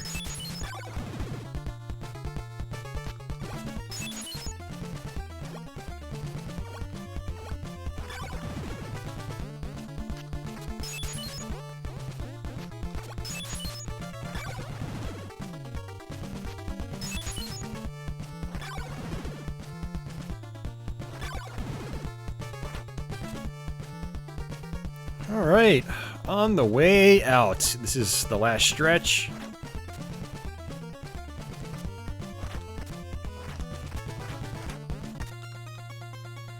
Alright, so we're gonna go right back to the ferryman.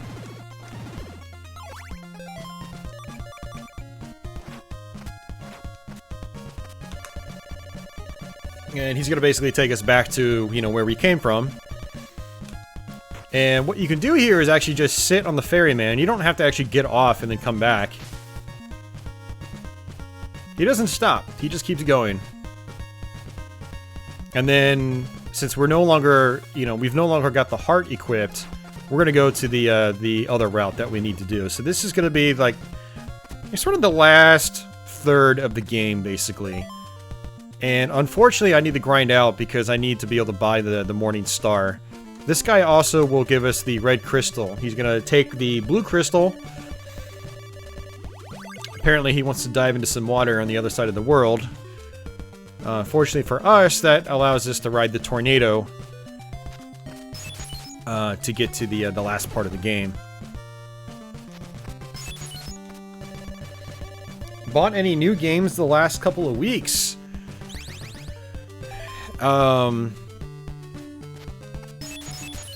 Yeah, yes, sort of.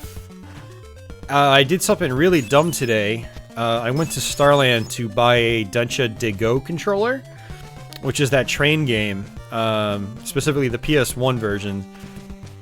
And that wasn't the dumb part. I actually traded in some Switch games to pay for that. So the Switch games basically covered it, which was cool. Unfortunately, they didn't actually have the games in stock. They had them on their website, but they couldn't actually find them when I got there. But I got a nice boxed controller at least, and I'll order the games on eBay. But they had a Sega CD Model 1 that I impulse bought. So didn't really get any games per se, but I got a Sega CD Model 1. So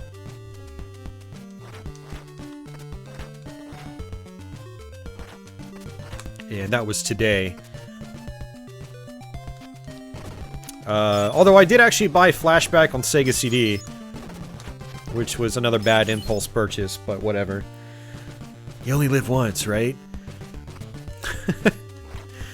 So, the next couple of days I'll have to hook up that Sega CD to make sure it works. Should work. I mean, they test them when they get them, but still. Alright, so I don't need any more garlic. Garlic is pretty much done at this point in the game. You can use it to hurt enemies, but it's just not really worth doing. So yeah, we're on day... Oh, we're only on day 4. I thought we were on day 5.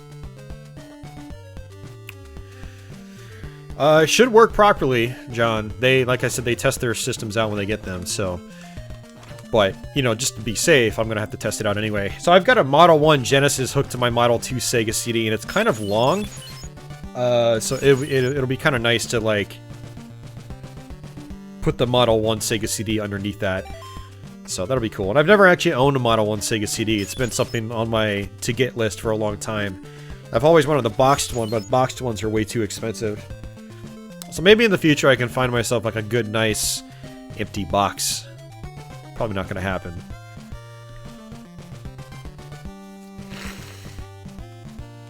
Anthony Impulse bought the new Halloween. Said he wasn't going to get it, but you did anyway.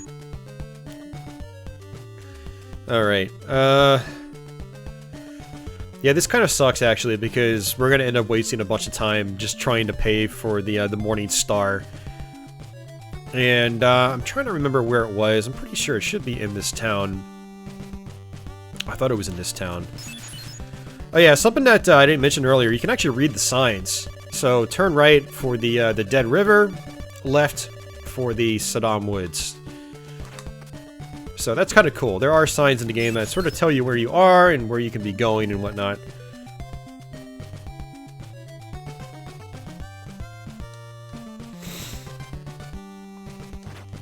Yeah, and this just takes us to get some more laurels and whatnot. Or some more garlic. Yeah, buy some of my laurels. Maybe... Oh, actually, I think we get the Morning Star after we traverse the cliff. After we get past the cliff, I think that's where we get the Morning Star. Yeah, my memory is still very foggy with this game, unfortunately, where, like, all the items are, especially on, like, the western part of the hemisphere. The eastern part, like, I'm pretty good with, because when I have gone back to the game since my last Let's Play, I have played at least part of, like, the eastern part of the game.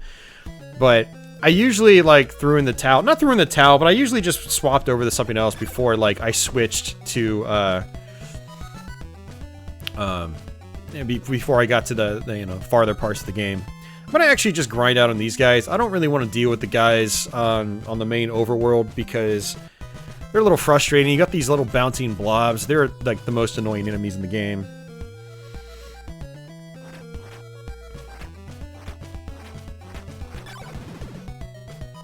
Yeah, Barefoot, you can read the signs. Yeah, it definitely helps if you're trying to figure this game out on your own. So, you know, it kind of tells you where you are. People will refer to locations by name, so, you know, reading the signs is actually pretty important.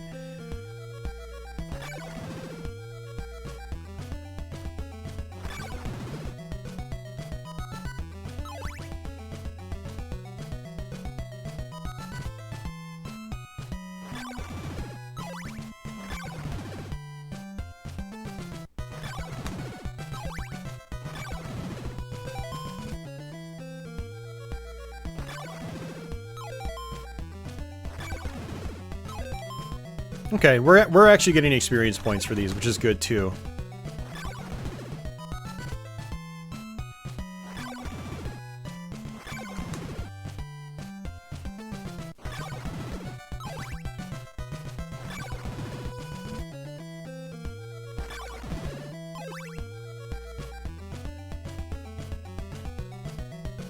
And it seems like you can't really like control the spawns on these guys quite like you can with like the skeletons inside the mansions and whatnot. It feels very, I don't want to say random, but unless I'm not figuring out the timing just right. No, it looks like I've got it now. I think I figured it out. I scroll the window to the edge of the screen, and that's sort of like the spawn point. I just needed to find the right spawn point, that's it. Now what's more ideal is finding, like, both spawn points. So that window is one.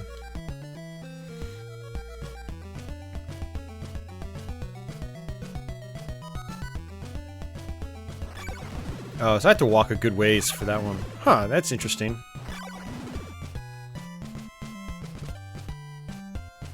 I don't know, this is weird.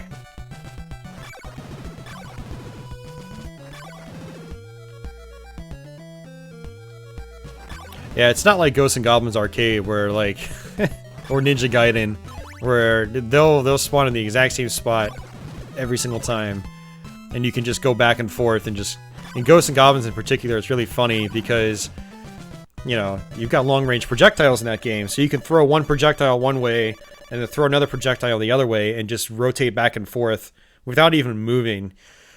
And go bam, bam, bam, bam, bam, bam, bam, bam, bam. You can just rack up your score super fast with that strategy. It's pretty funny.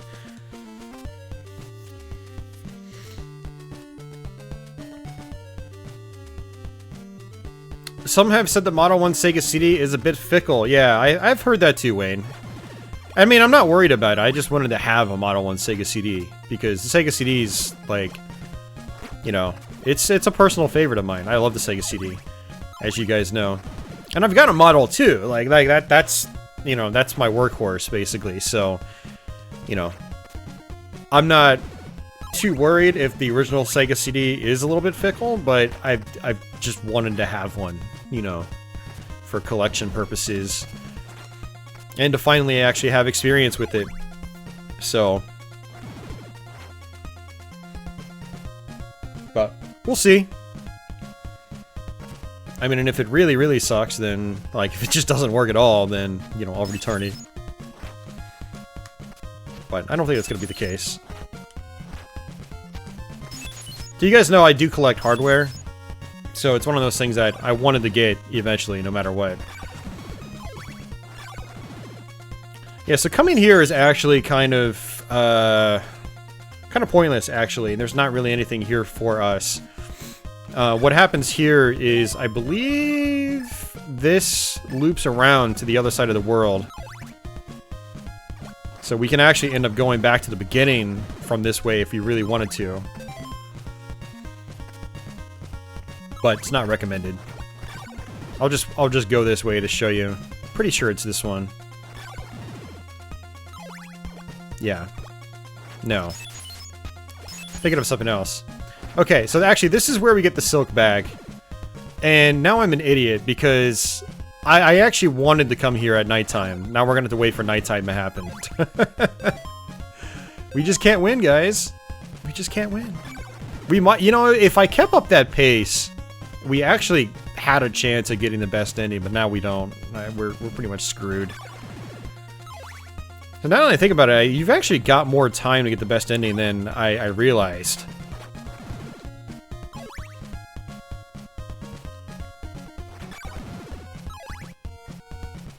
But no, I definitely want the silk bag because we're gonna have to use a bunch of laurels and whatnot. And in one of the upcoming mansions, there's a guy that just gives you laurels. He says, "Please take my laurels."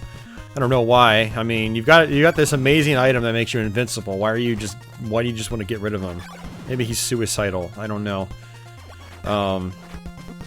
But yeah, he just gives you as many laurels as you want. So I can actually get maxed out on laurels for free, basically. So And I'll just grind out on these little blob things, which are actually a major pain. There we go.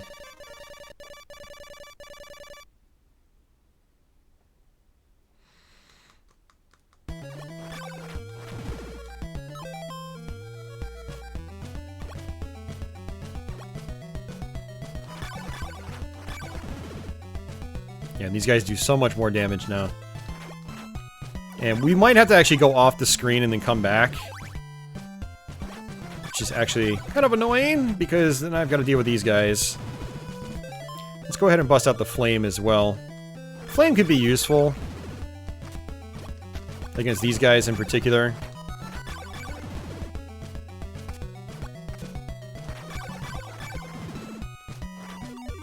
Hey, level up. Very nice.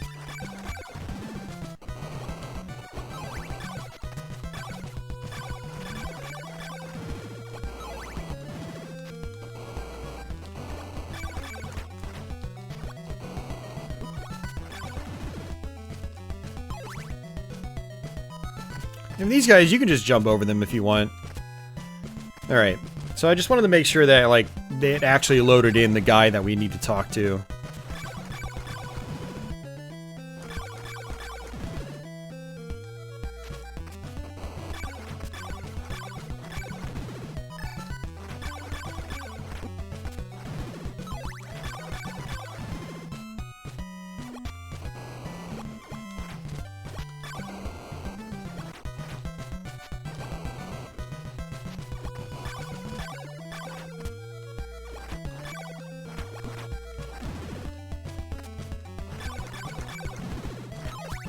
How's everybody doing tonight? I'm doing alright. How's everybody else doing?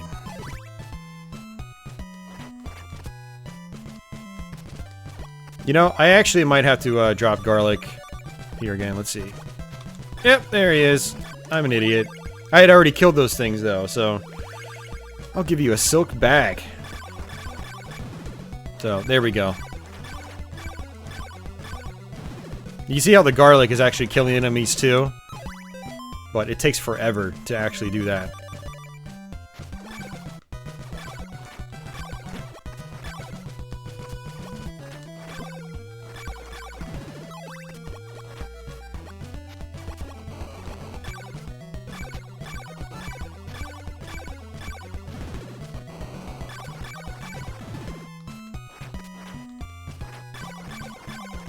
Super Strike Trilogy? What is the Super Strike Trilogy, Leo? For Sega CD, I've never heard of that. Tell me more. Leo says, other than living in New York State, I'm doing alright. Yeah, I bet I hear it's really cold up there right now.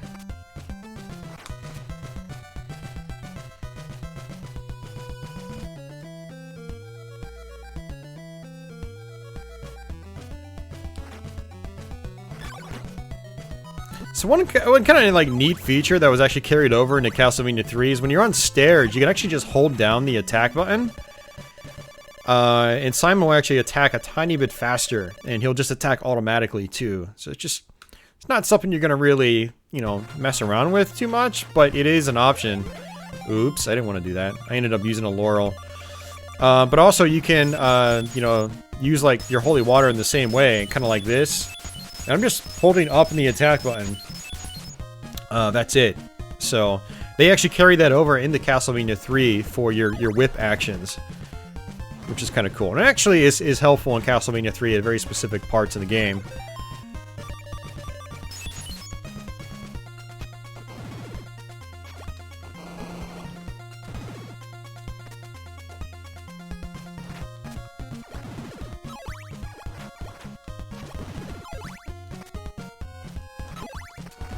Man, I am just not playing well right now, but these blobs kind of suck, to be honest with you. They're really annoying. They're not too bad inside the mansions, because they have a tendency of, like, flying upwards into the ceiling. But when, you know, when they're in the overworld, they're a lot more tricky to deal with. So I think the I think the Morning Star is actually outside over to the left. I don't think it's in here. Let's see. Buy some of my laurels. Let's not right now because I need to buy that whip first. Need to make sure I've got enough money for it. Can't remember if it's 100 or 150.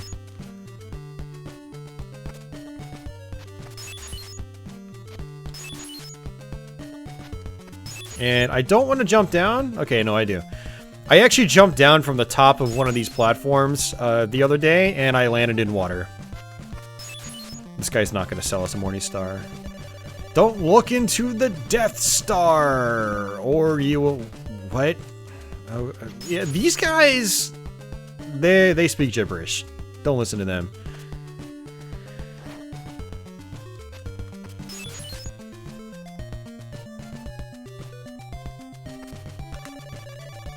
Turn right for Saddam Woods, left for the Jam Wasteland. Okay.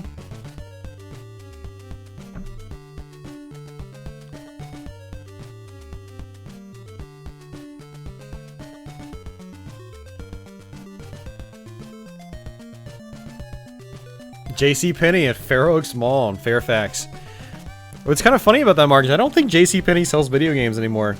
You know, a lot of stores sold video games back then that don't sell video games now.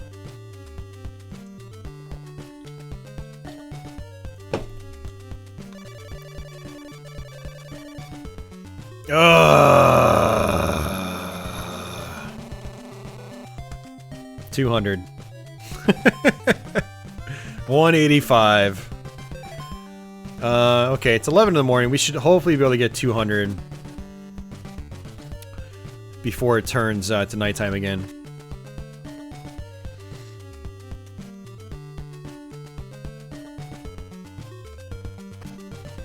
And I don't think there's a church in this town either.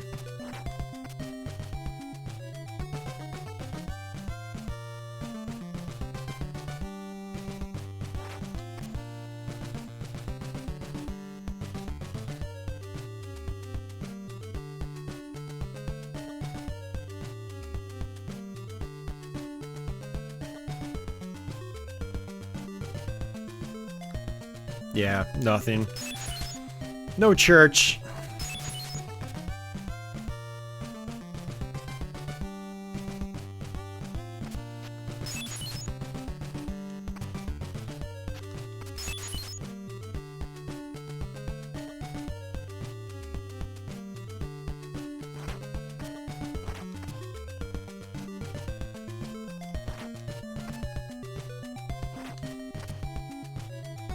This town's actually pretty big compared to the other ones. It's multi-tiered. Alright, I should be able to just jump down like this. And let's hope we can get some hearts. Yeah, these guys give pretty good hearts. We've got some mummies. The mummies give you full hearts, I believe. Yep, there we go. So we can just grind out on a couple of these guys, and then... it's about to turn to nighttime, actually. Crap.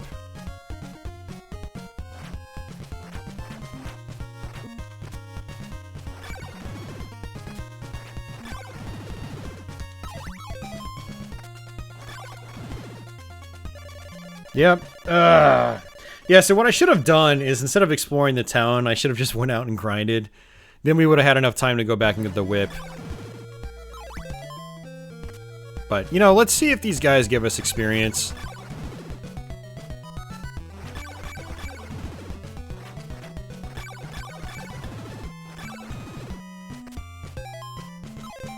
Okay, they do. So at least we can work towards another level up. Maybe get our health back that way.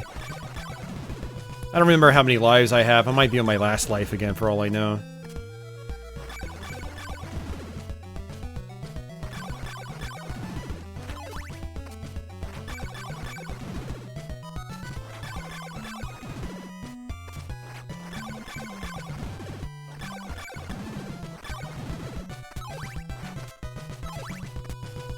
It still picked up that heart. That's interesting. It was below me. I still got it.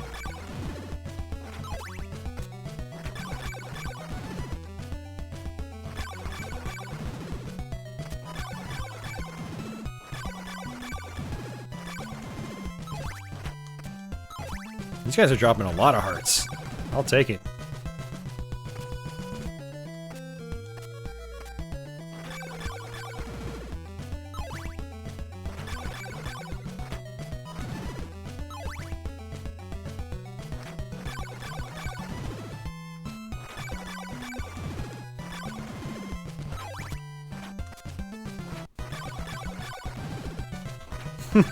Get good, don't die. Yeah.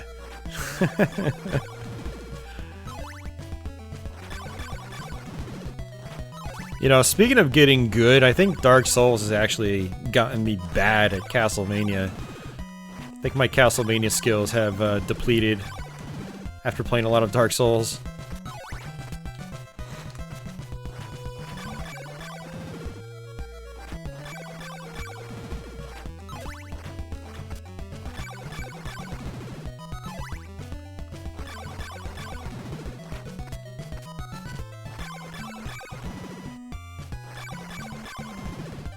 This is running on the AVS by Retro USB. That's what I use for all my NES videos and streams these days.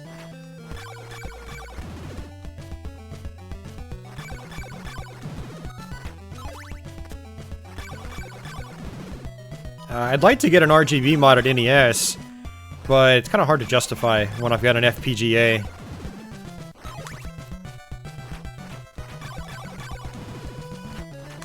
Only thing I would actually use an RGB NES for is for very specific games that don't really work well in the FPGA, which is not that many. Also, speedrunning Ninja Gaiden in RGB.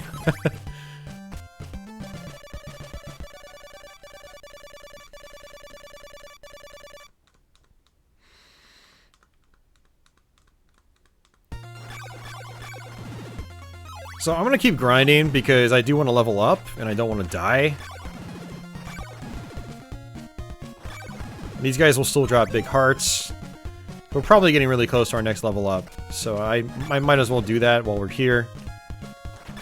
Just to play it safe. Not that dying again really matters, but I also don't want to lose my hearts if I die, because I'm not sure if I've got any lives left or not.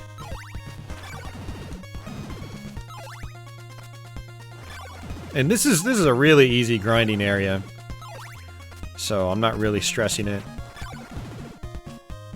Especially now these guys only take 2 hits instead of 4.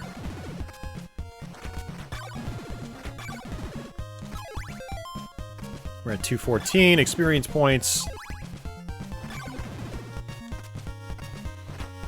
Well, I mean, that's true, Leo. Yeah, Zapper games, but I mean, I've got like a 14-inch PVM, man. I don't really want to play light gun games on that.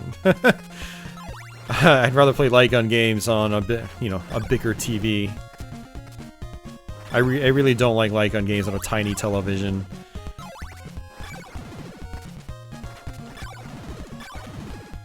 I mean, you're absolutely right, though. Like, having something RGB modded as opposed to like HDMI is convenient for things like light gun titles, but unless I've got a really big display, I don't have a desire to play light gun games. So basically, I guess what I'm saying is I would just use composite for on my current setup. I would just use composite with my regular NES for light gun titles. For other systems like Saturn, I would just use S-Video. There we go. Sweet! Look at that nice, long health bar. It's glorious.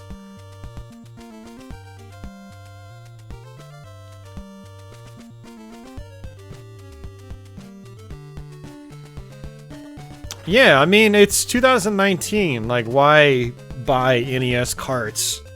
I mean, I don't have a problem with buying NES carts, but if you don't want to buy NES carts because they cost a lot of money, then just buy a flash cart and just enjoy yourself, you know? There is nothing wrong with that. So yeah, so I mean, just get an EverDrive Nate or get a, you know, a power pack. I mean, I think the EverDrive is probably the better buy these days. But I've already got a power pack. Works great. And that's what I use today. Well, the third-party light guns, they're different technology, so they don't really operate and feel the same way, from what I understand.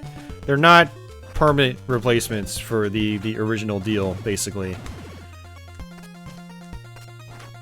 I mean, yeah, you can use them on modern sets, you know, but it's, I don't know. I still don't think they're that great, so.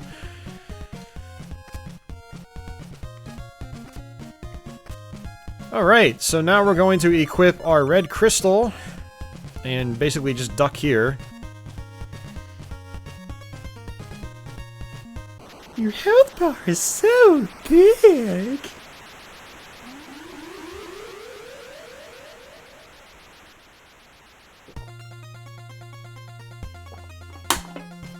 Alright, next mansion.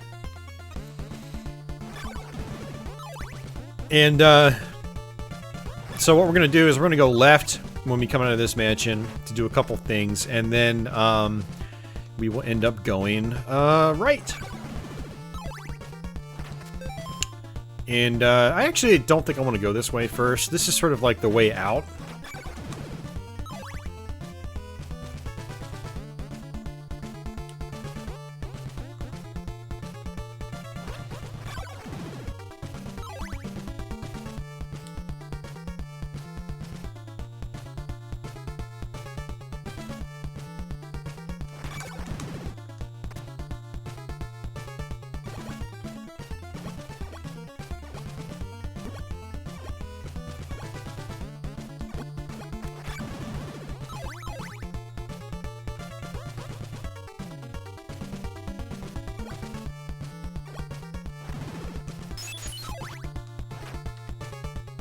Alright, there we go.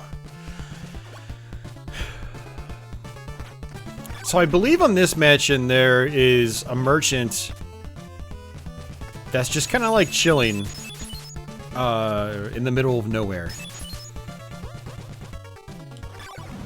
So we need to work our way to that section to find him. I think it's this mansion. I don't think it's the next one. Alright, so there's nothing. Actually, yeah, we have to jump through that.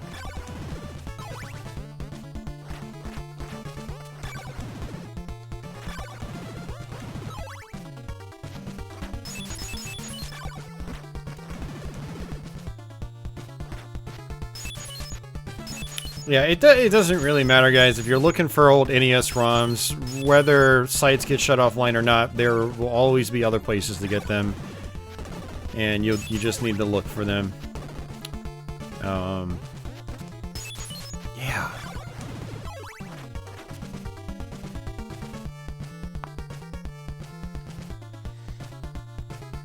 When I played the first time, I had people telling me what to do. I had friends telling me what to do, so... Castlevania II is not a game I figured out entirely on my own. I grew up playing it around friends that already knew everything about the game. That was my personal experience with this game.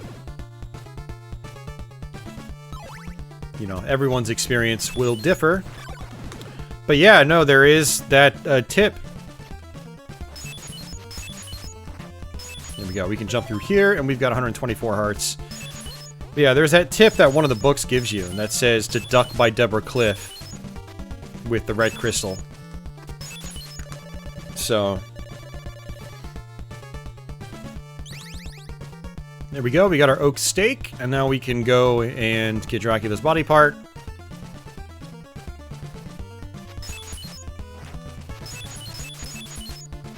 And apparently I can't go that way. We have to go this way. This is not the final mansion. Yeah, there's one more after this. And then we go to Dracula. And Dracula is just ridiculously easy in this game. So, Dracula's, the final portion of this game is going to last, like, all of 5 seconds, pretty much. I don't even think there's anything else we really need to buy in this game, to be honest. I mean, we might have to go back to that town and get some more laurels. Because this isn't the mansion where a guy just gives you laurels. That's the next mansion.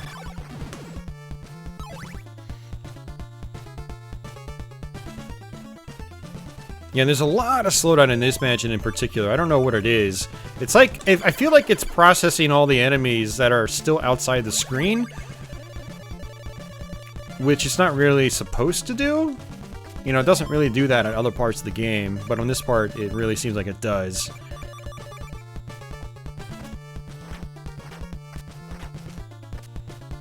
Alright, so now we can leave. And then the next mansion, we're gonna actually fight Camilla.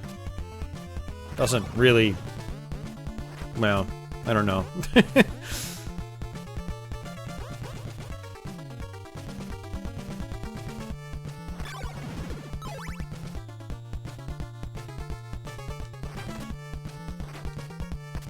Alright, we're gonna go this way, the bottom route.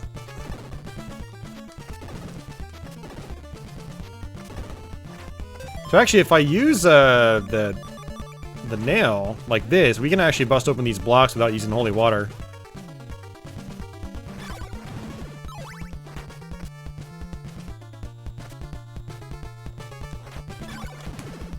So it's actually pretty cool that all of Dracula's body parts have some kind of use or purpose or something like that. That's kind of neat. What a horrible night to have a curse again.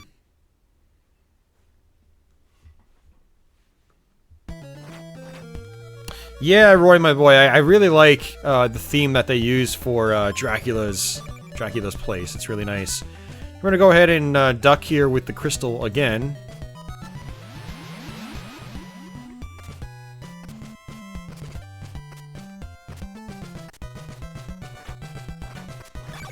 And this is gonna actually take us to the guy that gives us the flame whip. So we're gonna come over this way. And actually, this is gonna be a really tight jump. There we go.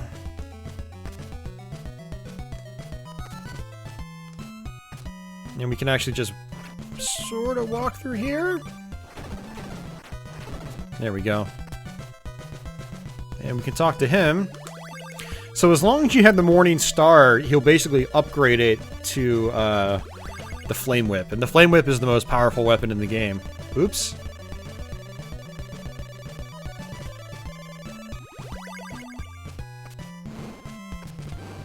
Here we go.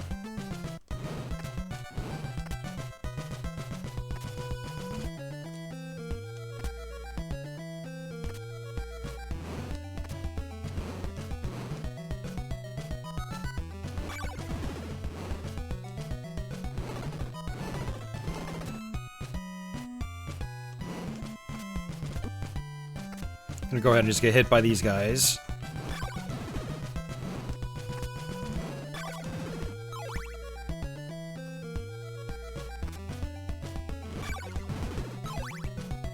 And there's nothing else in this place. There's no need to explore or anything like that.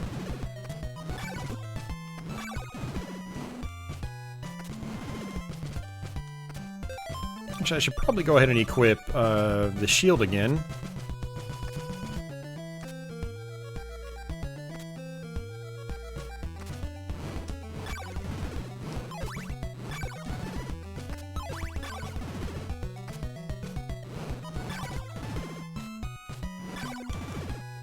Yeah, I'm actually kind of surprised the Flame Whip didn't really make an appearance much in later Castlevania games. So yeah, this is kind of a problem. We're gonna have to go back to the other town. Actually...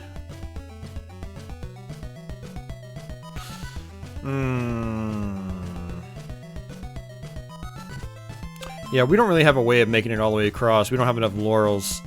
But I need to go that way.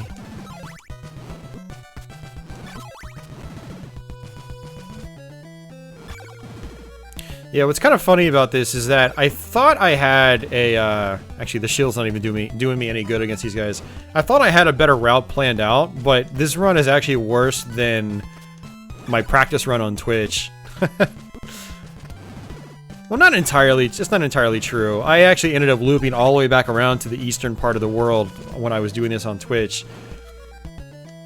So, you know, it's not all bad here, but still, it's not as after playing through the whole game once on Twitch a couple days ago. I figured like this would be a super smooth run and it would just be really efficient, but that has actually been, you know, the opposite from what I expected. So, oh well. You can jump over this guy. Konnichiwa.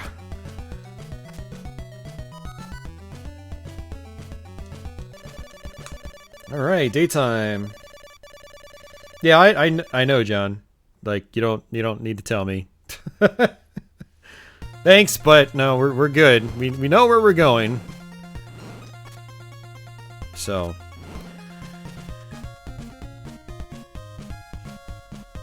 Yeah, I need to get some more laurels, basically, so... And we'll make that happen.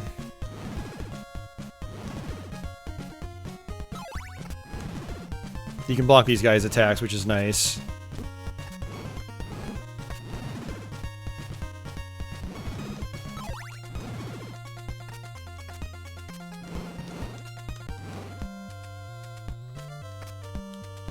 Alright, let's see what we got here.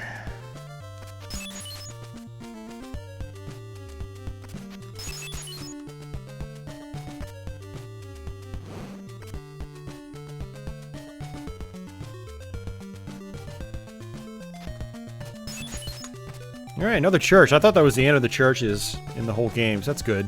Get some health back.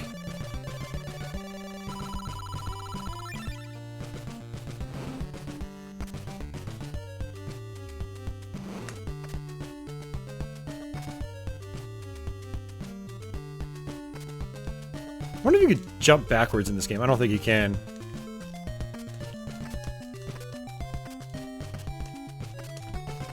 Seems like it was just a Castlevania 1 thing. You can actually jump backwards in Castlevania 1 if you time the jump just right.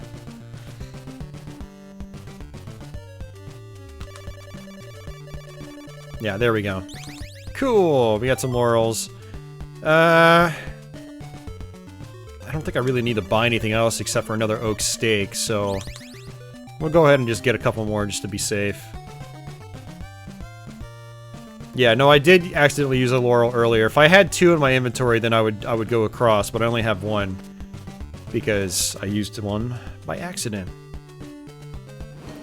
So we don't want to go to the right just yet. We want to go to the left. So... But the next mansion we go to, there will be a guy that will refresh our laurels for us. So we won't have to buy anymore. We'll have enough to get across the swamp again. And there will be another swamp we have to get across as well.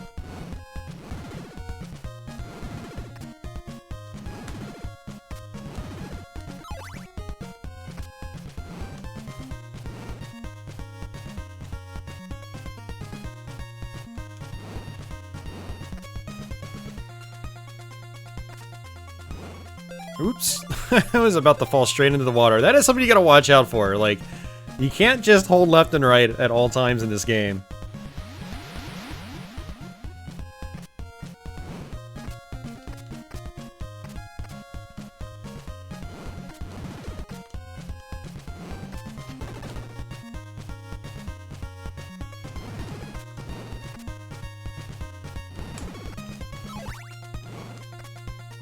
Yeah, I've actually done that multiple times too, where I'll just like, you know, I'll be holding the D-pad right or left going into a new screen and I won't be paying attention. And there will be like 2 blocks and then just a whole body of water and you just fall into it and you die instantly. Kind of reminds me of certain sections in Prince of Persia that are like that. Like you transition the screen over and it's like 2 blocks and then an endless pit. Or spikes or something. So if you're not like taking it carefully, you will die pretty much. All right, so we're gonna use our laurels.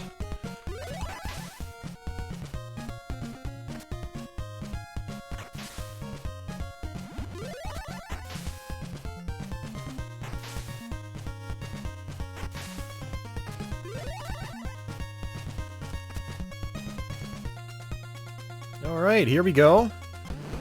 Mansion time. Let's go ahead and get off our laurels, otherwise I'm going to accidentally use them again. Yeah, this is where we'll fight Camilla, and we'll also meet that guy that gives us a bunch of laurels. You have to fight Camilla because she gives you a cross. Without getting the cross, you won't be able to actually get into Dracula's castle. So you need both Dracula's eyeball and his cross in order to... not his cross, but you'll need Dracula's eyeball and you'll need the cross in order to get into Dracula's castle at the end of the game.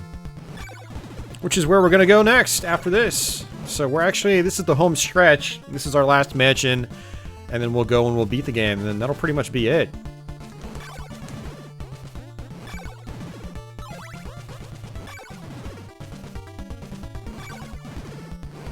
Alright, see you, Crazy John. Take care, man.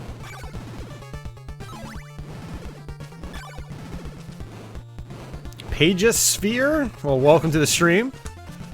It's nice to hear that YouTube is recommending my stream occasionally. So, thanks for popping in. We're playing Castlevania II. We're getting close to the end of the game, actually. Very close to the game, the end of the game.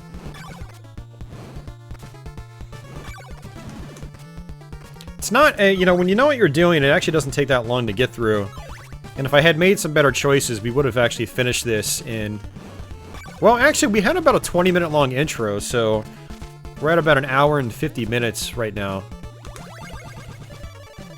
So this guy is going to just give us a bunch of laurels. We can just keep talking to him. We've got 8s, and I'm going to go ahead and actually use one of these. Just to skip past these spikes here.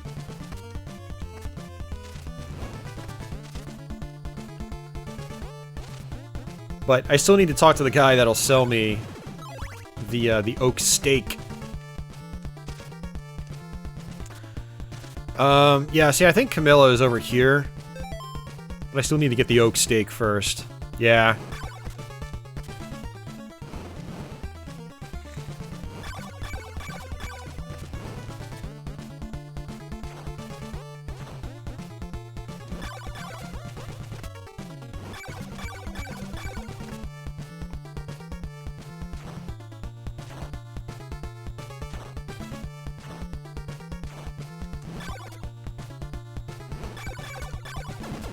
There we go.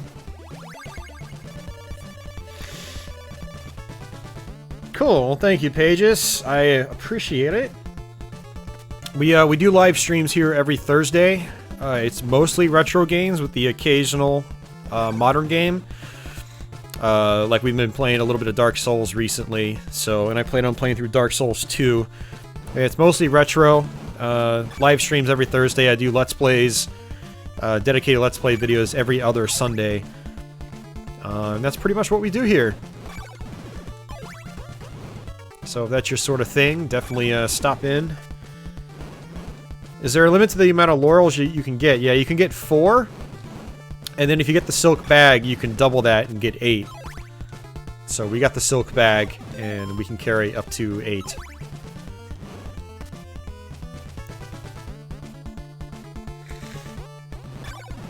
Yeah, so Oak Steak guy is probably up here.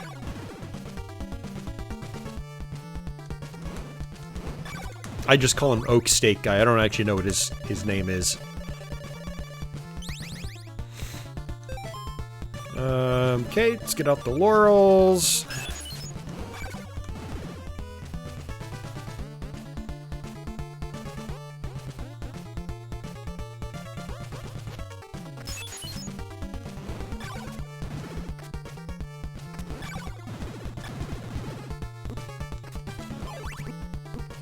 That's not good.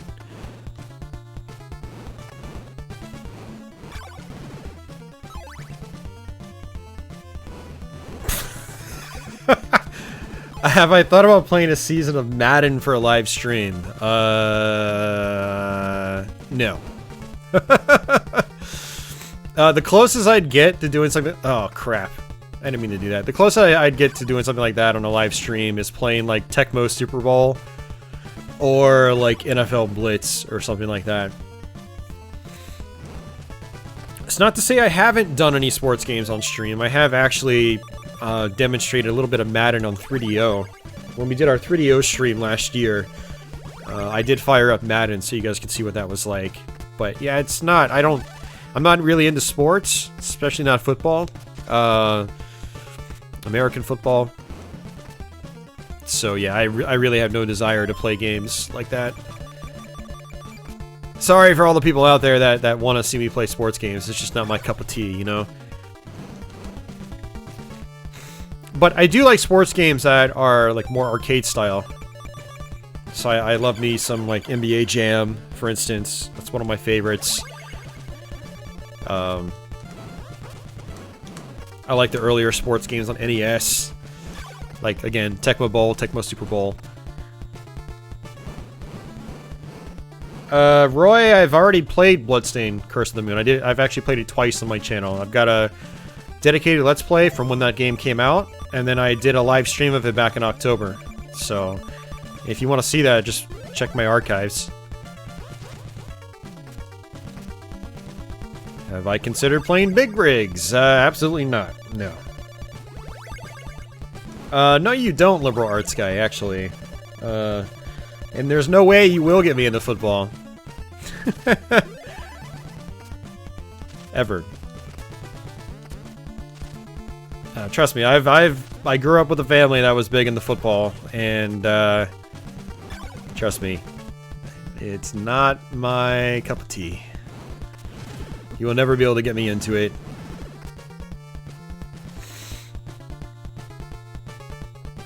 A season of great football. I actually, funny about that, I did a Let's Play of great football many years ago.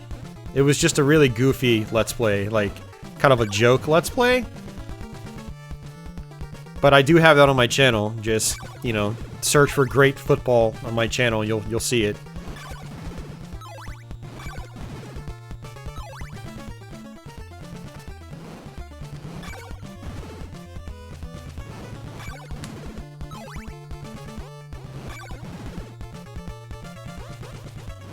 Why? Why should I be in the football, liberal arts guy? I personally don't see what's entertaining about watching other people bash, you know, each other's skulls together. And I don't really understand what's appealing about all the speculation that goes on with people that like to watch football. I mean, that's why, man. I just don't... I don't get it, basically. And it's not a knock against people that are into it, but, I mean, I am just truly not interested in it.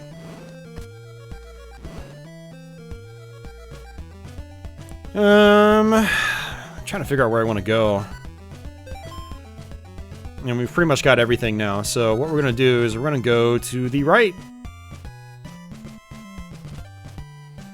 Wait. Hold on a second.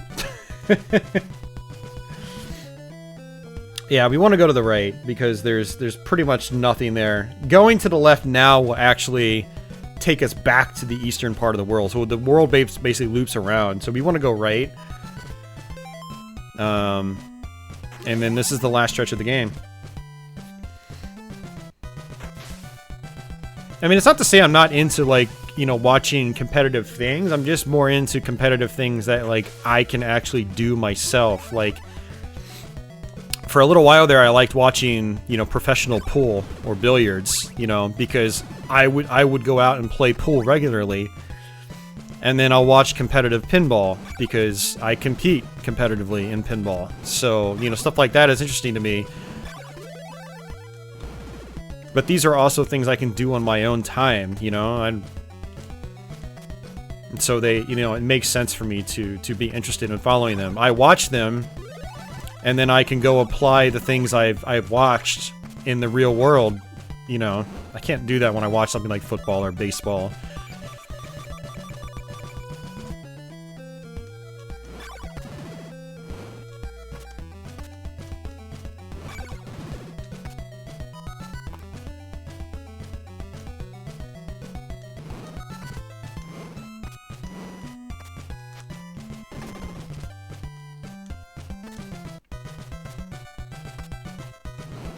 This game is so wackadoodle.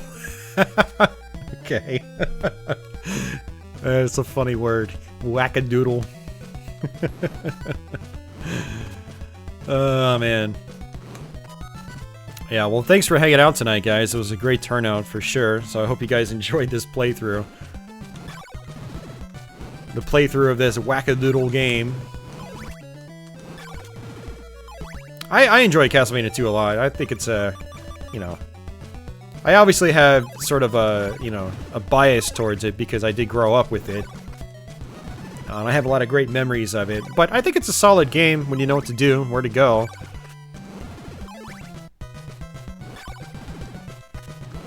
It's not too overwhelming, but, you know, if you let your guard down and you don't know what you're doing... I actually haven't played in any pool tournaments. When I was playing pool regularly, it wasn't necessarily competitively in the sense that, like, I was doing tournaments and stuff like that, but I was playing regularly against my friends, and I was going out and practicing on my own. If I stuck with it, I definitely would have, probably gotten into the tournament thing. But pinball, yeah, no, I've won a lot of events in pinball. We've got... in pinball, they basically do this state championship series, where the best players, you know, in each state will basically, you know, play a finals for that. And I've won that twice, in Virginia. And I've won a couple of other local tournaments as well. And I've qualified at some big tournaments as well, like Pinburg. Although that was B division, so I don't usually talk about it too much. But yeah, no, pinball I'm way more serious about, and I haven't, been able to compete much in the last year and a half, in particular, because of my overnight work schedule. It's hard to go to tournaments when I'm normally supposed to be sleeping during the day. So let's go ahead and get some more laurels. I don't really need them, but, this is pretty much it.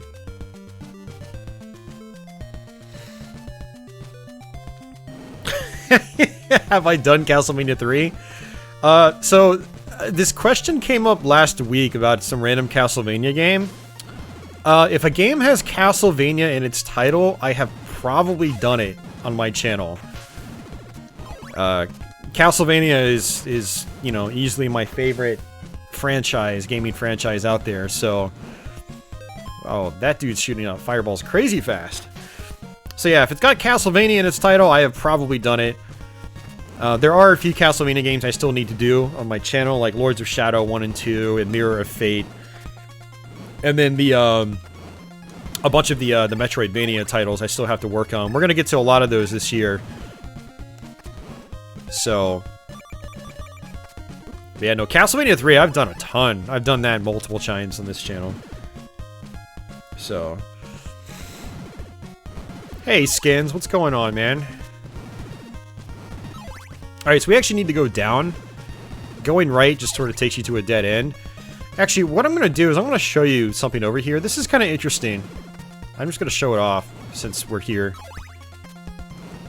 Have I done Portrait of Ruin? Not on my channel, Roy, but I have beaten that, yeah. We're going to do Portrait of Ruin sometime in the near future. A fellow over on Twitch wants to see me go through it.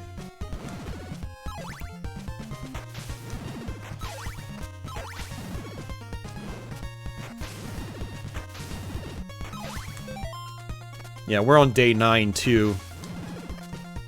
Had I done better, we might have actually been able to get the best ending. I did not do Goonies 2. And I'm not sure if I will anytime soon. That's a game, like, I'd have to learn. I know it's got the first-person sections that are, you know, very puzzle-driven and cryptic. I mean, I wouldn't mind it eventually, because it always seemed like a pretty fun game. But yeah, if you come down here, there's actually an invisible staircase to get you back out. It's so weird that they allow you to come over here, yet there's nothing here.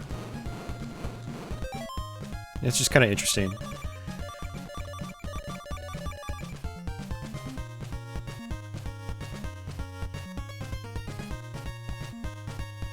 What do I think of Shmup Master? He seems like a cool dude. I don't know. I've subbed to his channel for a while now, and he doesn't actually make that many videos, so yeah, I don't know. He seems cool. He's got some really good, you know, video editing chops that I'm envious of. But yeah, that's really all I've got to say on that. He's played a lot of shmups that I'm pretty familiar with on his channel. Around 29 Castlevania at some point. I imagine it's hard for you to keep up with the ones you streamed. Me? No, liberal arts guy. I'm pretty in tune with the Castlevania games in particular that I've covered, and when I've covered them, and things like that. So yeah, that's never really an issue for me.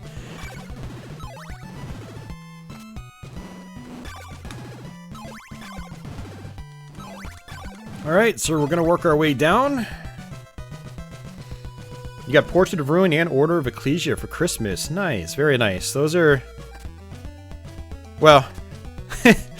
there are two GBA and DS Metroidvanias I'm not a huge fan of. But I will say that Order of Ecclesia is one of my favorites. I love that game. It's so good. We actually streamed that the year before last. I think 2017 we streamed Order of Ecclesia. Either that or it was like early... no, I'm pretty sure it was late, mid to late 2017 I think we did it.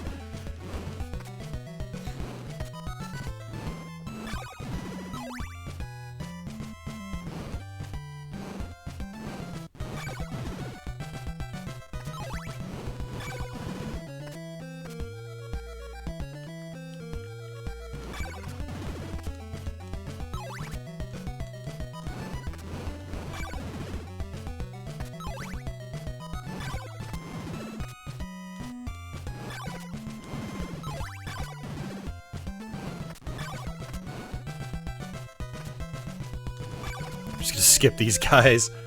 Although, you know what's funny? We are leveling up again. I should probably just level up for the last time. Why not? I don't think I ever really maxed out my levels when I play this.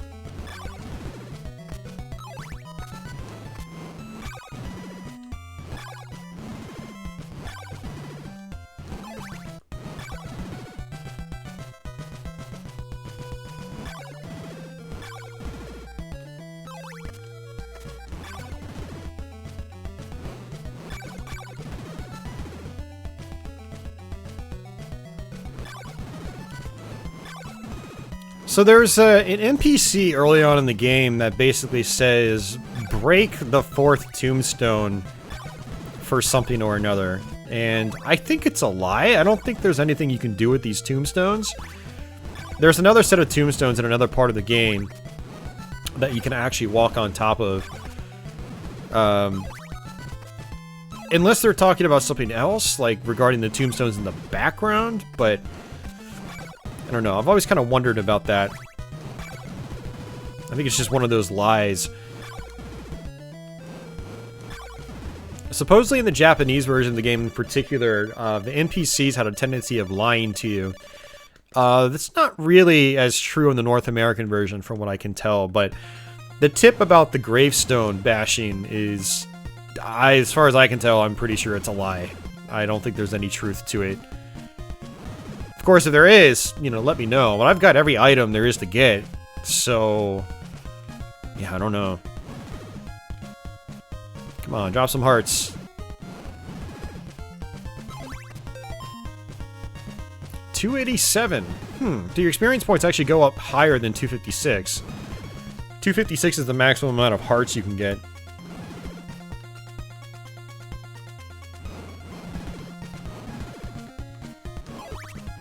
Placeholder, they never implemented. It's possible. Or it was just intentionally there to troll you. The one of the later producers of the Castlevania series talked about this title and said that in the Japanese version,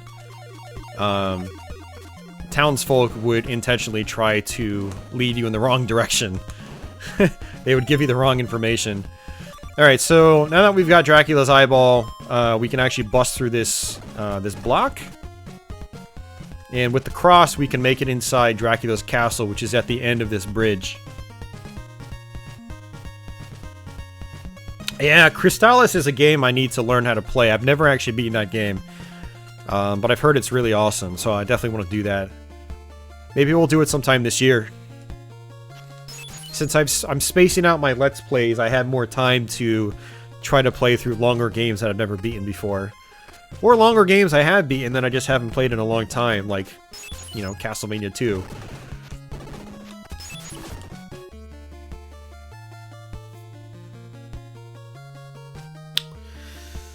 My pinball place, Skins, it's still Carpool. Carpool's the closest to me. It's like 5 minutes down the street.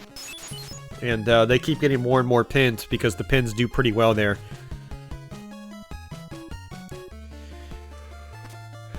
Probably the best place to play is either Crabtown or Mom's Organic Market in College Park, Maryland, which I was up there last weekend. But as far as local, Carpool is where I go. Alright guys, so this is it.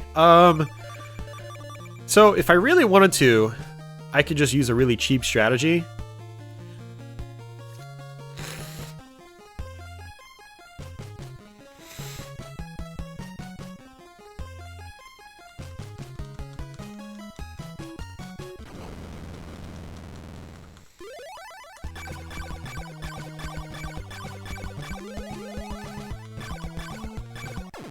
And there we go. We just beat the game. That's pathetic. Oh, man. Do I own any pinball machines anymore? I do not. I had to sell them last year. But I do have pinball machines in here. They're my friends. Yeah, so I have 2 pinball machines being stored here.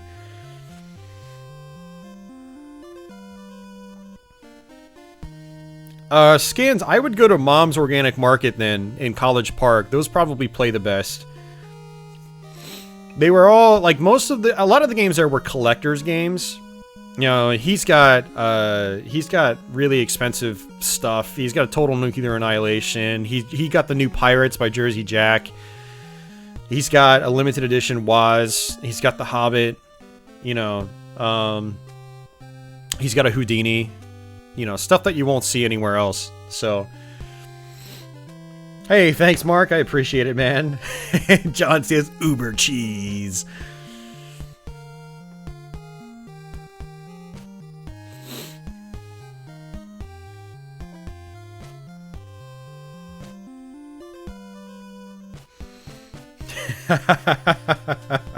Better rest after that heavy boss fight.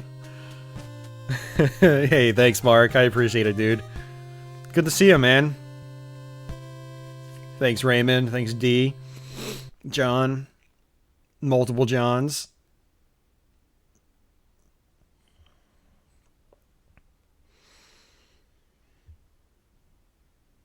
Hey, see you, Elvaz. Take care. But yeah, I mean, the translations in this, they actually aren't as bad as people make it out to be. If you go and you look at the original Japanese meanings and you see what they were translated to, it actually kind of makes sense in a lot of cases. They were translated the way they were for this version. And there is a redacted ROM you can download, which has different translations for everything, which makes more sense. But I don't, you know, the original translations don't really bother me too much. I didn't really, you know, never really had too much of an issue with it. Although, again, growing up, like I said earlier in the stream, you know, I did have my friends like Mark Havener, who was in the chat. I'd be at his house, and him and his brother would basically just, you know, tell me exactly where to go. So, and then we had Nintendo Power. You know, so it was a lot of word of mouth back then, and then guides like Nintendo Power helped us through the game.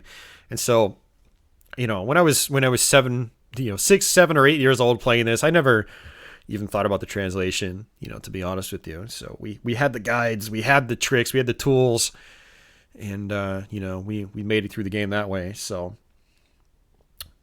hey, thanks Lord JP and MD Mister. So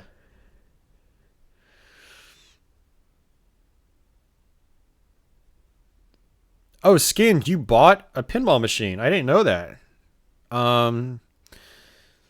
Yeah, we can try to arrange something like that. Yeah, absolutely. I'm still in the same schedule as before. I still work Sunday through Wednesday overnights, so I'm off Thursday, Friday, Saturday.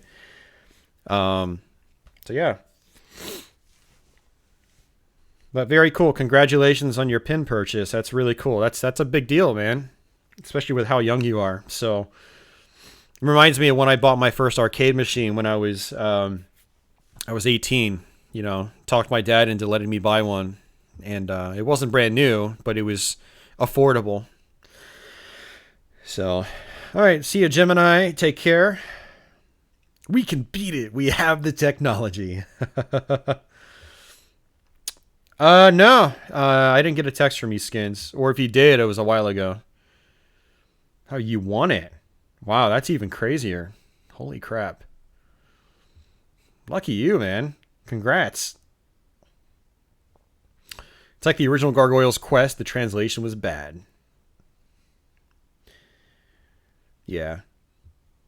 Hey, no problem, Barefoot. Thanks for tuning in. Thanks to everyone else for tuning in as well. I hope you guys enjoyed the playthrough. I could stick around and chat for a couple minutes. Yeah, you know, I like I said, I enjoy Castlevania 2. And one of the big things about this game is if you play it by yourself, it can, you know, it's got this ominous feeling at points in the game. You know, when it goes dark and when you get to, you know, Dracula's castle and stuff like that. It's cool. You know, it's able to convey this like ominous feeling. It's got this mood that not a lot of NES games were able to convey, which is cool. So.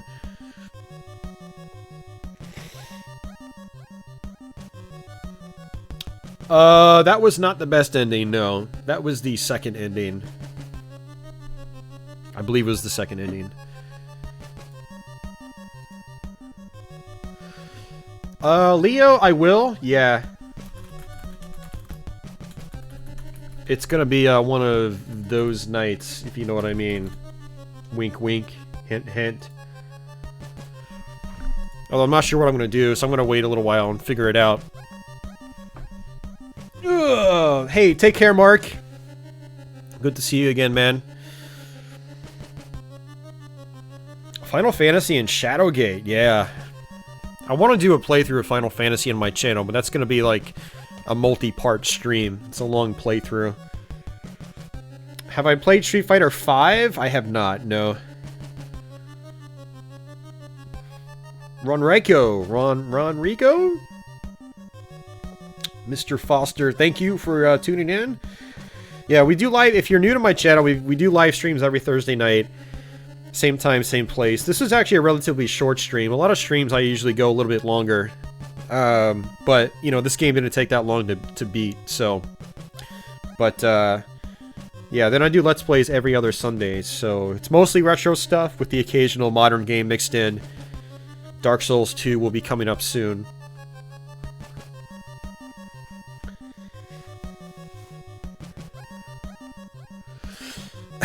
So no quick Castlevania 3 fun run? No. I actually did that on Twitch the other day, Office. And playing this game really borked my Castlevania 3 skills.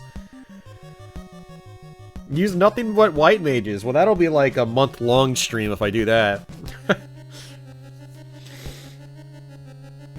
10 sessions of 8-hour runs.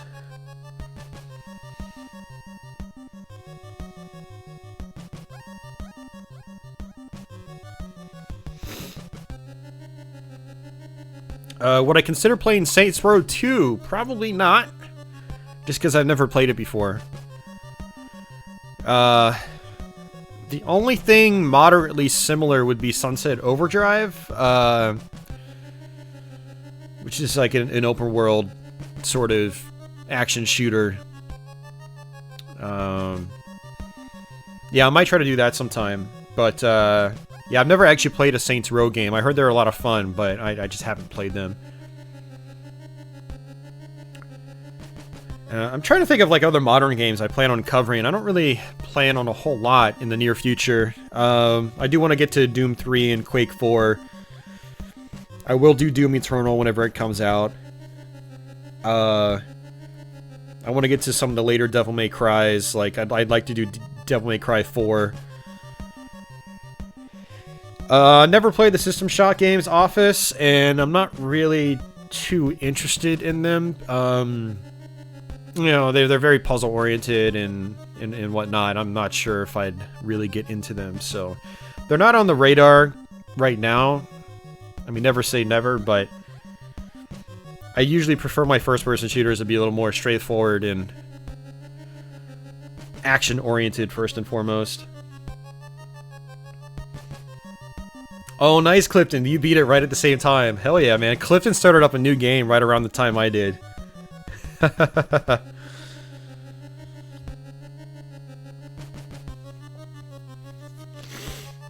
Was Sunset Overdrive the game they dropped at E3 for free that one year? I don't think so, Skins. I mean, it was, Oh, it might have been, actually. If you had Xbox Live Gold, you could get it for free. I think that's what it was. Yeah, they did offer it for free with Xbox Live Gold, but they've done that with, you know, a bunch of games. Quake Champions? Yeah, I could see myself doing Quake Champions on stream. Liberal arts guy. I actually binged that about a month ago. I played it for like a week straight. It's gotten a lot better. I definitely need to go and play it some more. Arcade compilations, like the SNK one, I would like to, Leo, eventually. But, you know, spending's gonna be a little tight. As I bought, like, $100 plus Sega CD Model 1 today. It's okay.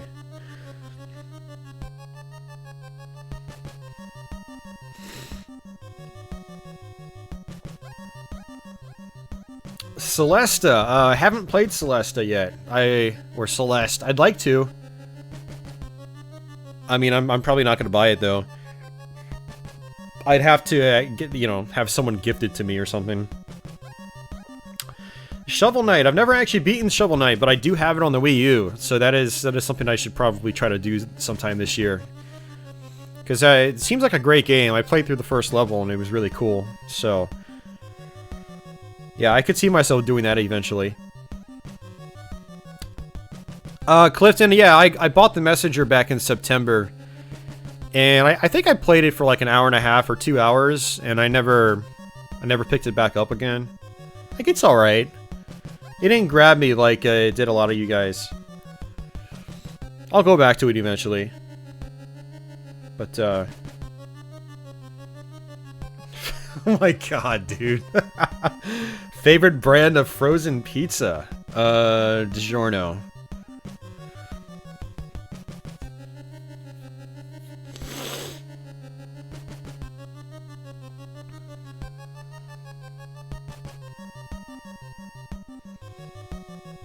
Watched any new movies lately? I watched Bandersnatch, the Black Mirror film. The Choose Your Own Adventure Black Mirror film that came out a little while ago. That was actually pretty cool. I enjoyed it. I watched it last week.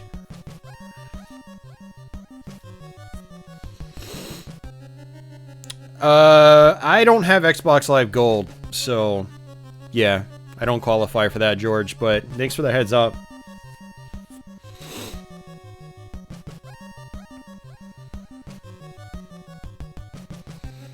Skins, Patchouli is good.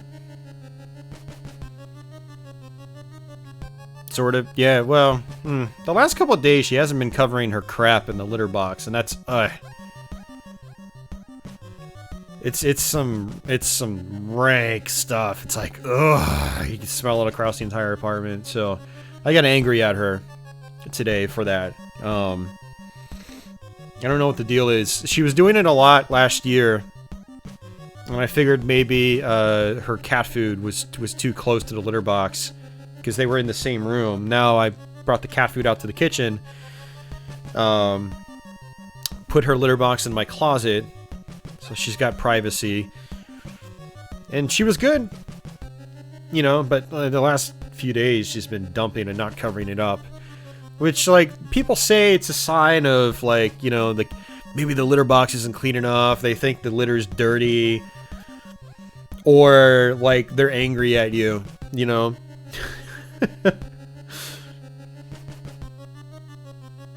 It's frustrating, man. It's frustrating. So, and it's not the litter box. I mean, it's a brand new litter box. Well, not brand new. It's like a month old, but you know, we try to swap the litter boxes out once every few months.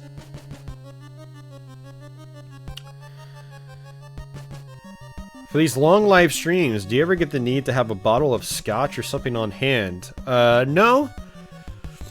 For long streams, for me, it's like caffeine and stuff like that. So, yeah, I always drink a Monster drink, sugar-free Monster when I start these streams, although that's probably going to change.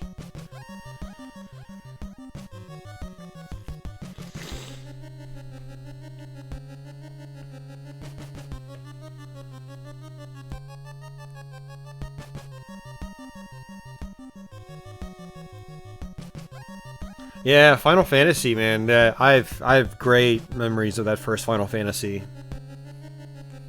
Yeah, it's a favorite of mine from back then. You know, I don't play many RPGs, but I did play. I played a lot of Dragon Warrior. I played a lot of Final Fantasy.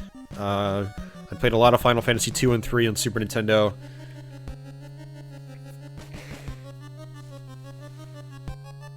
And then I fell out of RPGs after that. What do I think of Tool? I love Tool. Well, I'd like to say I love Tool, but I actually don't have their first couple of albums. I have from... God, what the hell is the name? I have their last three. Dude, it's been so long since I've listened to them. I need to listen to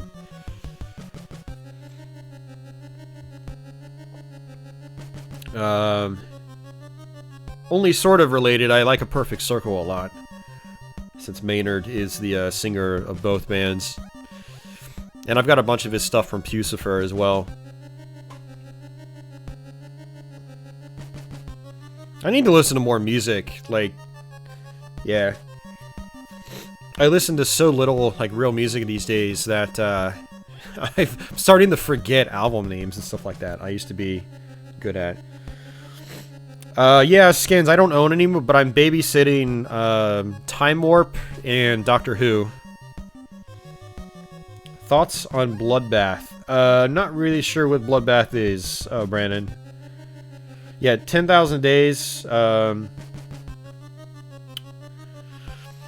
I like 10,000 Days a lot, actually. Ladder Alice was the one from, like, 2000, 2001. Have I seen Annihilation? I don't even know what Annihilation is. What is that? Anima. Anima that's the one. Yeah, that's a great album. That's what got me onto them. Mark Havner? Yeah, absolutely, man. I love Metallica. Yeah.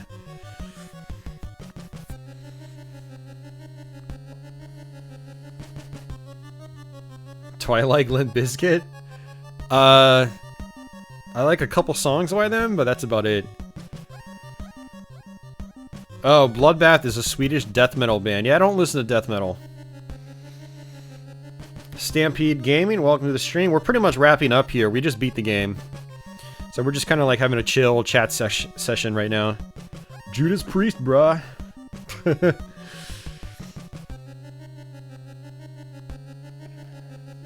Oh yeah, Super Mario World. And KI. Good stuff.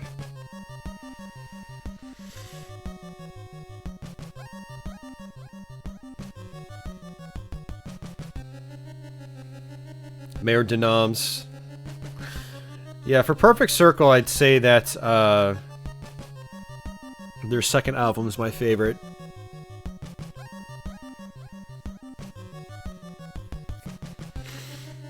'13th Step. That's it. Yeah.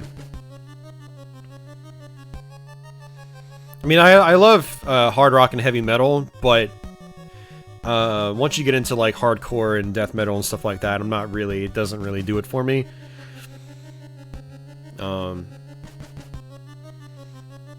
seen Metallica live 7 times? Hell yeah, man.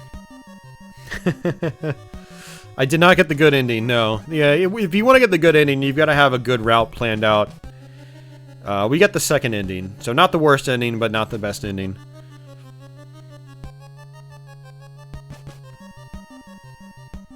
It's a sci-fi... Annihilation is a sci-fi horror movie from last year with Natalie Portman, Jennifer Jason Leigh. It's fantastic. Yeah, I had no idea, Clifton. I'll have to check it out.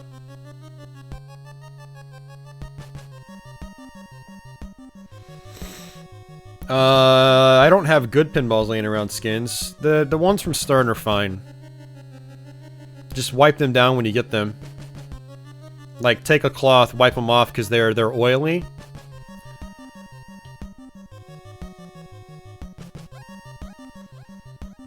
What's my favorite death metal band? I'm guessing that question's for Brandon. Because I don't listen to death metal. So I wouldn't be able to answer that question.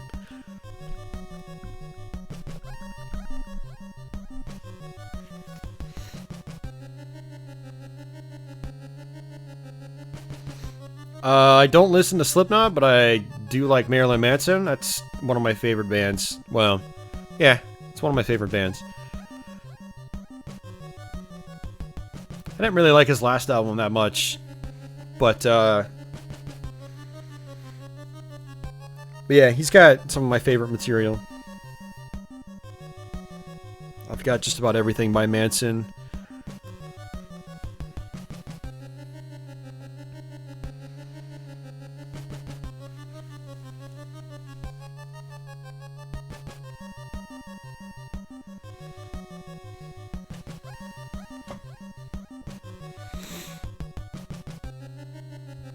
Yeah, man, I haven't, like I said, I haven't listened to a lot of music, and there have only been a couple of bands I've really kept up with these last couple of years. You know, Marilyn Manson is one, Zeromancer is another,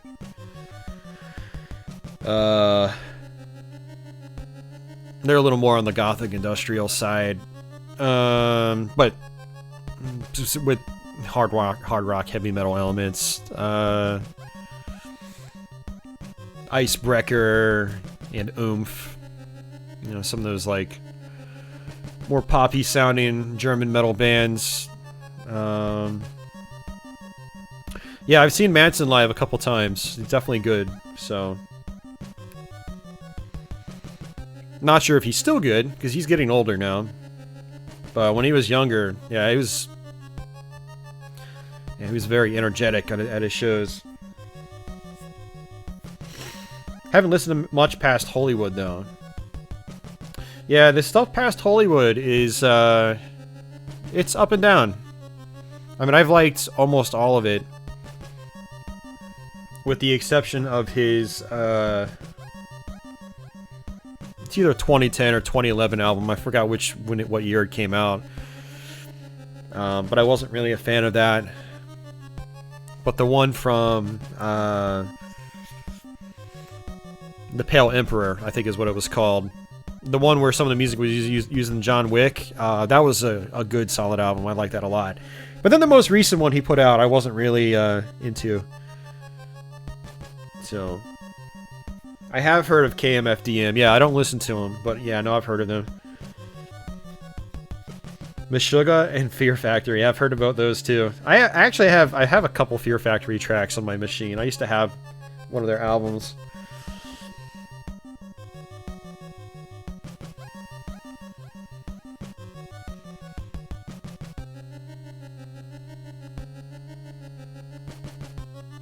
What are you talking about, Liver Arts guy? You're speaking gibberish now, my friend.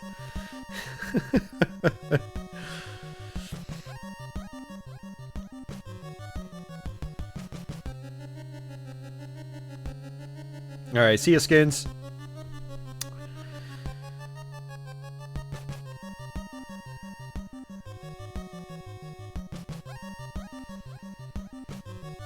No, Golden Age of Grotesque was, that was this 2003, 2004 album.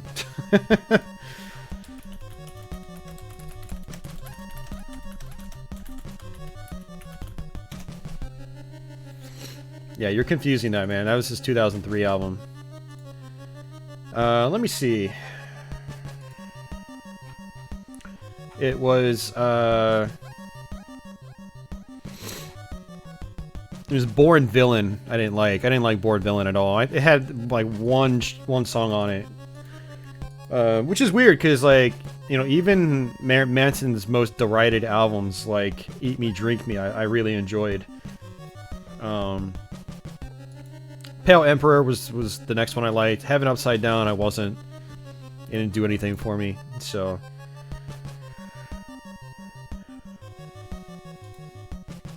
So, yeah. What can you do, right?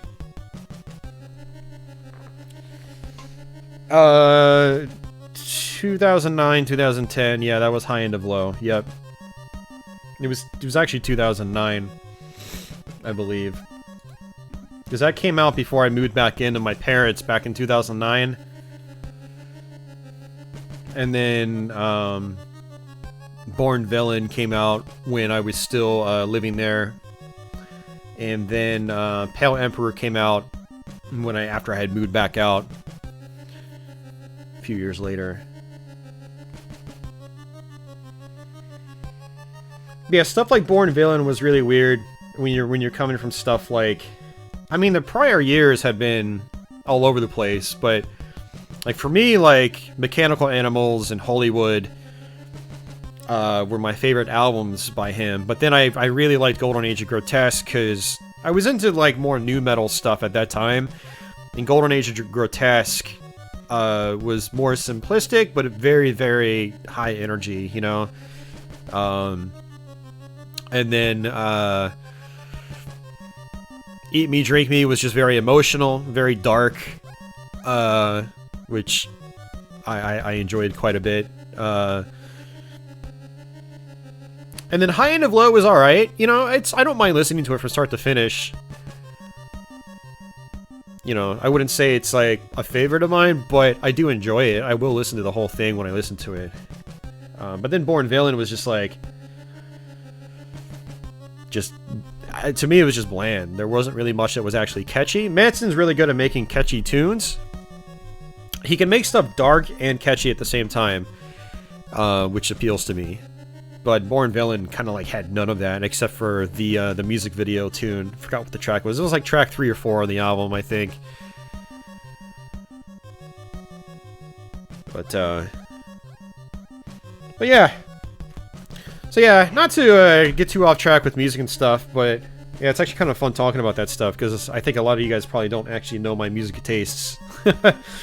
But I'm going to go ahead and get out of here, guys. We are 3 hours in at this point. So I like Korn and Deftones. I like some Korn. I have never really listened to Deftones, so...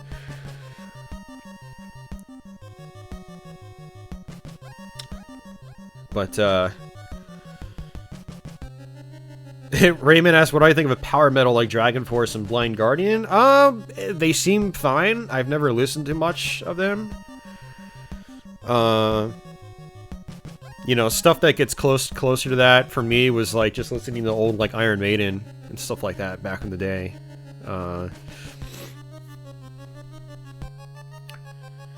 Hey, see you, Raymond. And Night Clifton, take care, man. Awesome to hear that you were able to play through this as well. Mark Havener, take care, dude. Good to see you, man. And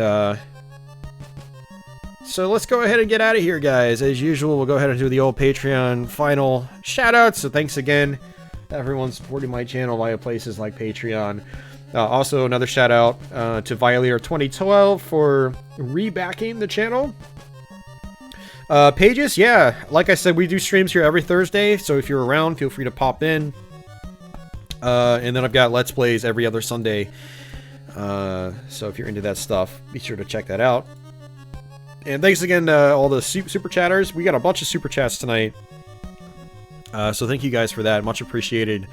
I'll have to put some of that money towards some more monster drinks. So thanks, guys.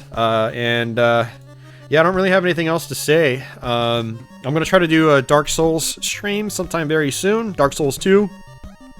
Maybe even next Thursday. We'll see how I feel. I'm gonna have a year in review video posted this Sunday, so watch out for that. And then the Sunday after that, there will be a Let's Play.